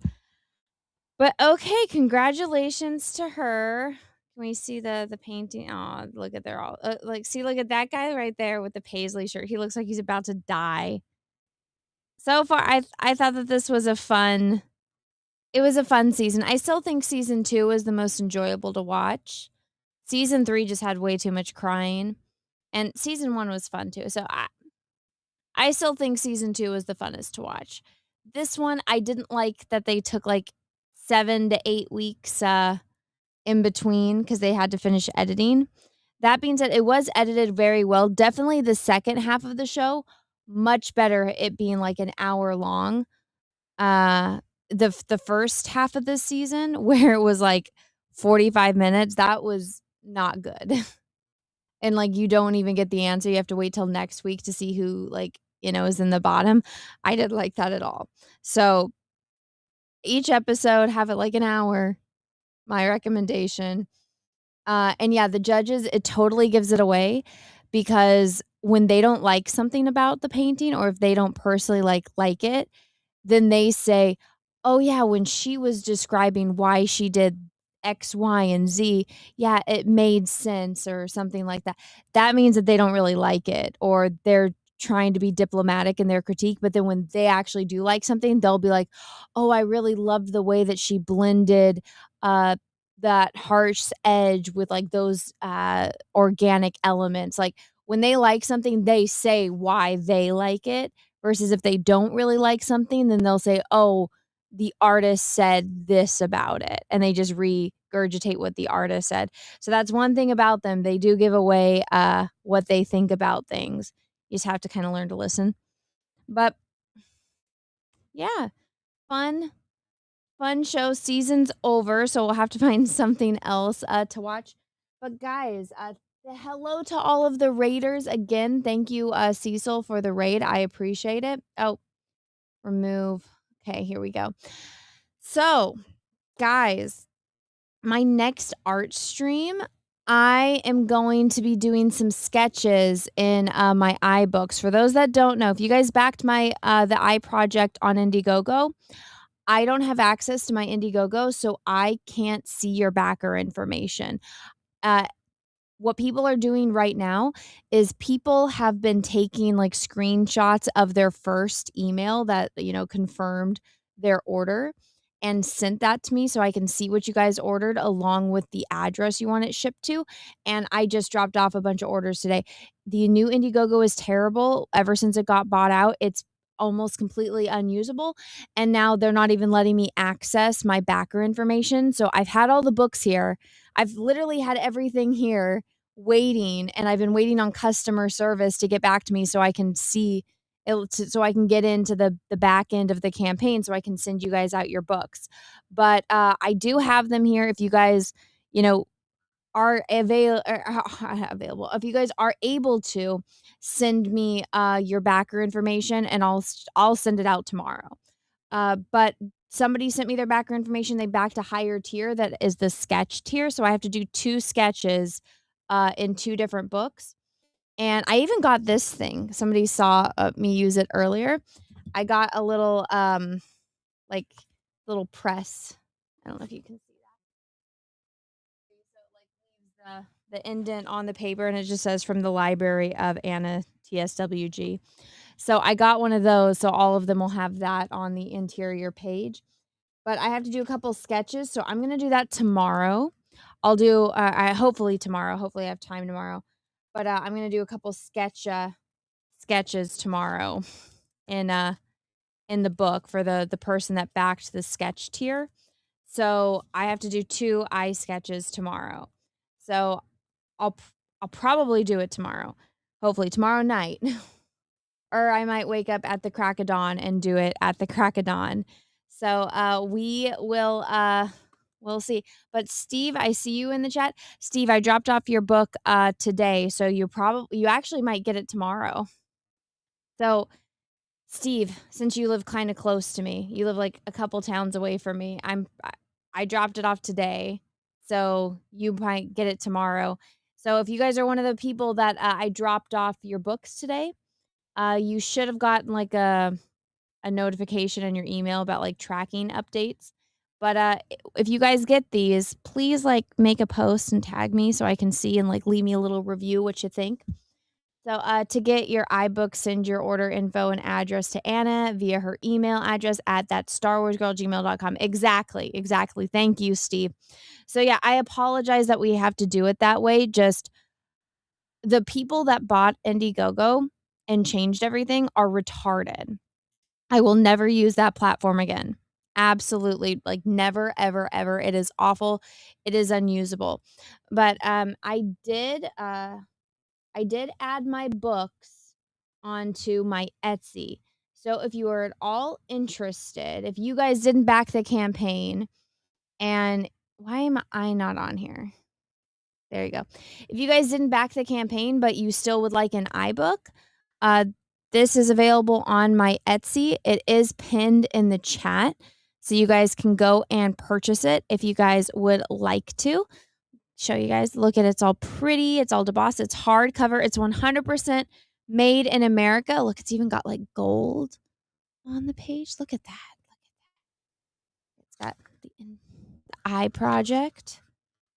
Look at it's me. Me, and it's the beginning. The eye project. And it's all of you guys. All of you wonderful humans that donated photos of your eyes so I could get better at my skill and paint. So thank you to all of you guys. You guys are awesome. I appreciate every single one of you. So this is available on my Etsy, and it's real, guys. It's real. Oh my goodness. Isn't that crazy? What just happened? What is going on with Indiegogo? Anna has a baby bump. Yes, I have a baby bump. Yeah, for those that don't know, I am pregnant. I'm halfway through my pregnancy. All my purchase history was deleted by Indiegogo. Yeah, it's the new Indiegogo is awful. If I want to do more books, but I think I'm going to have to use Kickstarter or something because I can't use Indiegogo. It's just completely unusable. But Patrick, I got your order and I sent yours. So yours got dropped off today too. So you should be getting that soon. I know you live a couple states away from me, so hopefully they're able to get that to you before the end of the week. They're actually pretty fast because I send directly to the distribution center, and they tend to go out pretty fast. So hopefully you get it. Hopefully you like it. Your eye is in the gosh damn book, Patrick. So hopefully, again, hopefully, I hope you guys like it. Tomorrow, oh, you know what? I just realized I don't know if I can do a drawing stream tomorrow. What day? No, tomorrow's Tuesday. I don't know why I thought I've been thinking all day today that today is Tuesday, but today is Monday. So yes, tomorrow I can do the eye sketch stream, hopefully. Wednesday is my weekly show. I already have a stack of things I need to open, which is going to be fun. And Wednesday, I got lots to talk about. So I might have to bring back Tim Dillon and do that type of stream because there's a lot. There's a lot. Didn't you promise us a pregnancy cosplay calendar? I don't want to do a pregnancy cosplay calendar. I really don't want to. If enough people want me to, I will, but it's just so much work and I don't feel very pretty when I'm pregnant. I feel so like fat and gross. I'm too fat and gross. I don't want to take pictures. I don't want to get dressed up in costumes and take pictures. I'm fat. I'm fat and I'm gross and I'm got like this big old belly. I don't know, like this isn't something that I feel like confident, like, ooh, I look so pretty. Let me take a picture of myself in a costume. Like, if anything, I'm just like, I look like a beached whale.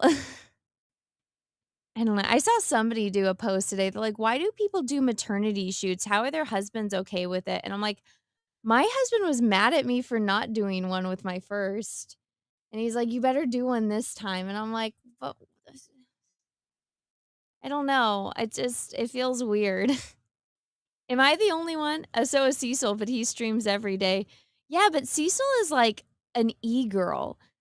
It's funny. Cecil is a fat, middle-aged dude, and a fat, bald, ugly, middle-aged dude, and he is living the life of like an e-girl. He has some crazy simps. I click on his streams and he just got hundreds.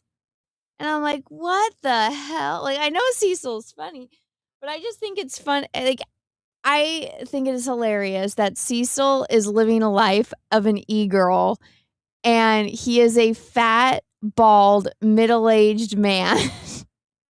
I mean, more power to him. But I mean, that's who Cecil is, I guess. It's just funny. I think your whole audience is asking for it.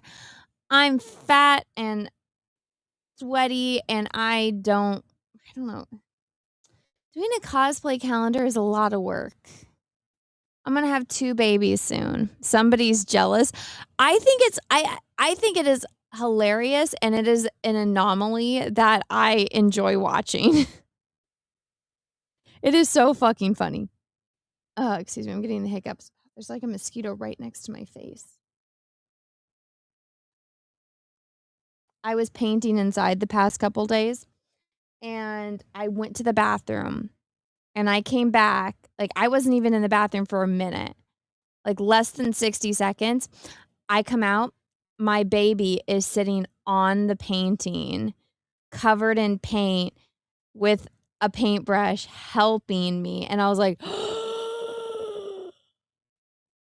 I was so excited. I was like, well, I'm making all this progress. I can probably finish this painting by the end of the week. And it's all destroyed.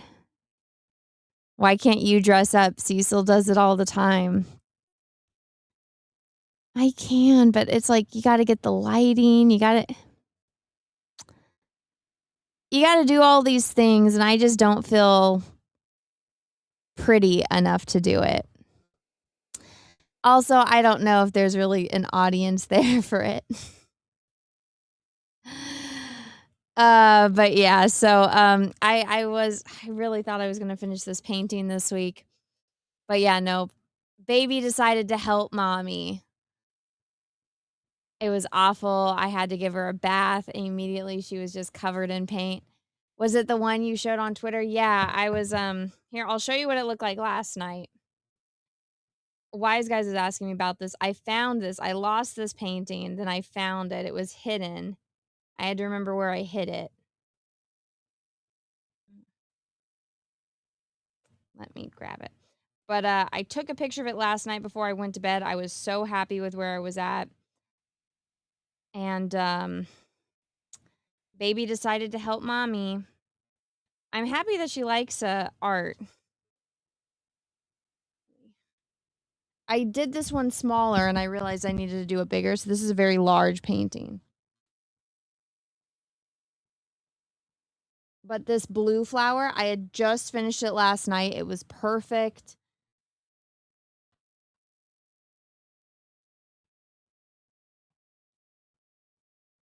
Actually, I'm just going to send it to myself. It's a little bright on here. So bear with me.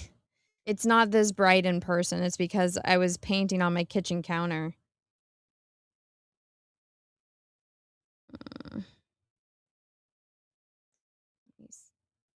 I'll send it to myself and just pull it up. But I was so happy with the way it was turning out. And my sweet, beautiful angel decided to help me.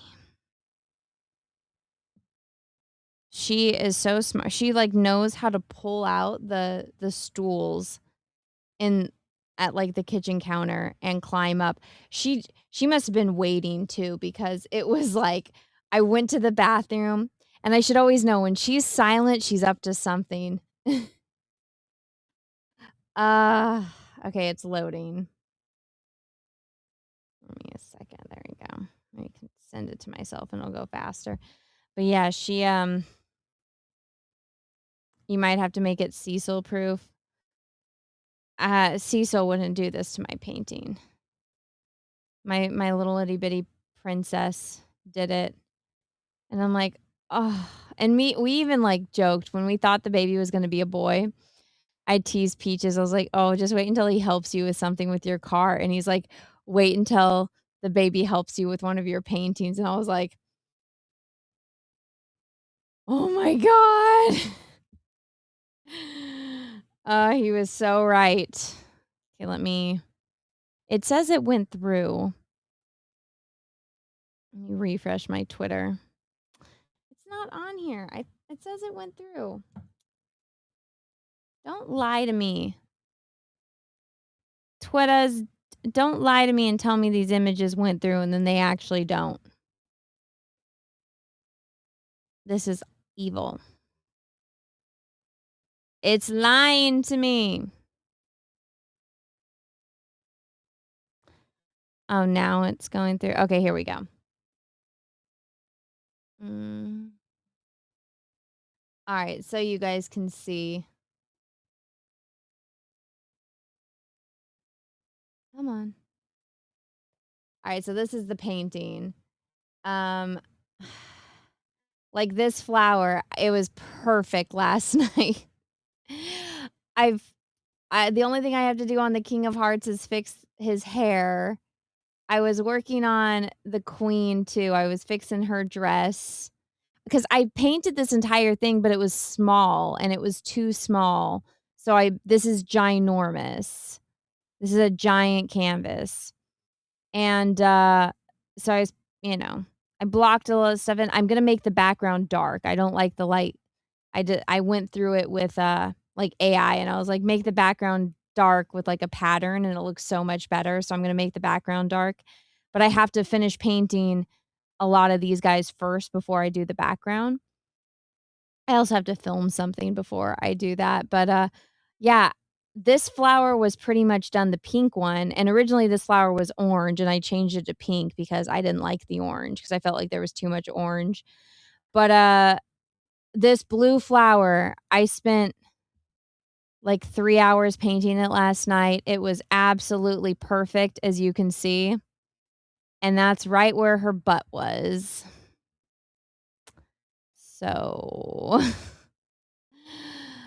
and my concept for this is I always liked Toy Story, and like I've always seen like my inanimate objects as being alive and like having souls and stuff, which is why I am a bit of a hoarder and I can never get rid of anything because then I'm I, I just pictured that thing like in a dumpster somewhere, like all sad and like that's its life, and I'm like, oh my god, that's so depressing.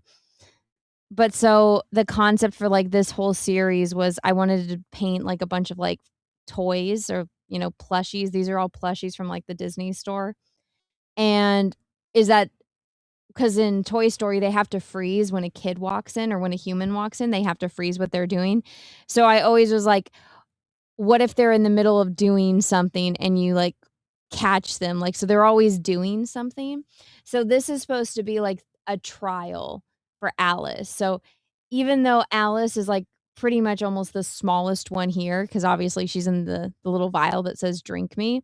But like even though the queen is and like Alice is, given her testimony in a way. Because how the toys always reenact or like kids reenact stuff from movies. So that was my concept for it. So that's why all of these ones are here. Obviously the Mad Hatter and the March Hare aren't here, and neither is the Cheshire Cat, because I was gonna do a separate painting with them, but like I spent years collecting all of these guys, and like this is an ornament, like this is a Christmas ornament I gave my sister. This plate, I found it at a thrift store. The queen is just from the Disney store, but everything else is from the Japanese Disney store, except for these two. I think these are like from Wish or Temu, but I found them and I like them. And then this flower is from Michael's, but that was the concept for this. And this is what I left it last night. I was so happy with this flower and how the flower and the king. The only thing I have to fix on the king again is his hair right here, and then the scepter. I need to fix that heart because I'm not liking it. But my baby decided to help me. I should have taken photos, but I was so mad. I was so mad. But I can fix it. It's just gonna be a pain in the butt. Here, let me get some close-ups. Let's bring that back. Okay, here we go. Yeah, so look at how good that looks. Look at how good that looked. It was perfect. I was so happy. I was worried the blue was going to be too dark, and it came out exactly the way I wanted it. All I needed was to wait for the green to dry so I could go in and add the harsh shadows. But, and that's right where she sat. Oh, my sweet baby. She's so lucky. I love her so much. I was so mad. I wanted to cry. I was so angry. How would you like to have bought those back in the day when they first came out? Do I own the plushie of the smoking caterpillar? They never made one of him smoking. They actually the Japanese Disney store just came out with one finally of the caterpillar plushie, and I bought it. There's this person that does like the reselling, which by the way, if anyone watching is from Europe, I need to buy something. If any of you lovely, lovely humans in the chat live in Europe and have access to the European Disney store, I looked into how much this plushie was going to cost me, and it was like over $80. And if that's how much it actually costs, that's how much it actually costs. I have a feeling that's not how much it actually costs, but if any of you lovely humans live in Europe and have access to the European Disney store, I want this damn plushie. The Blue Fairy is one of my favorite characters. I have the plushie that they came out, I don't know, maybe a decade ago of her. I have that one. They never make shit of her. This is only sold at the European Disney store, which I do not have access to. So if anybody watching has access to the European Disney store, I will pay for it. I just need one of you mofos to buy it for me and not overcharge me. Because the minimum price just to buy this without the shipping was like $80 something. So if that's how much it really costs, I'd trust one of you guys to tell me. But if one of you lovely humans live in Europe and have access to the European Disney store, give me your PayPal. I will PayPal you. Just let me know how much this goddamn thing costs. And like, I'll pay for the doll. I'll pay for shipping. Just, if it's $80, it's $80. But I need this goddamn doll. Okay. I want to paint it so bad. Why am I gone? What happened? What just happened? It kicked me. But yeah. But yeah, if anybody, I just don't want to inconvenience anybody, but I really want to gosh dang buy it because it's like way overpriced on all the retail stores. And I think it's European. I don't think if you live in the UK, it's different. Let me see. Reject all cookies. I just clicked on this store. Oh my God, go away.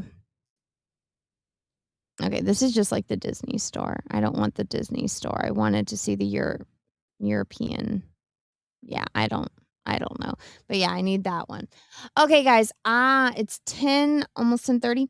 Your mod lives in Germany. Okay, Holocron, if you're watching, message me. Do a little something. Give me this damn doll. Okay.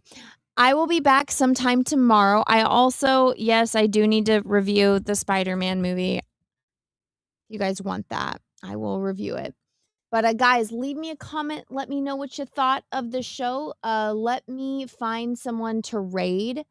Let's see who is live that we can raid. Oh, Camelot is live. Let's all go over and actually, let's raid Justin because Justin is always awesome.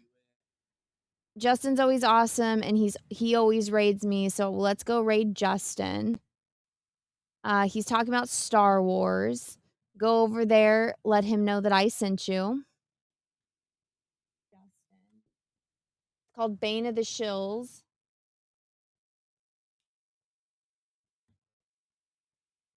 Okay, there we go. So we're gonna raid Bane of the Shills. He's doing deep dive into Star Wars. So everybody, go over there. Tell him Anna, that Star Wars girl, said hi. Go give him a like. Go leave him a comment. And also leave me a comment here as well. And guys, have a great rest of your night, morning, evening, afternoon, wherever you are in the world. And may the force be with you because we are really, really, really going to need it.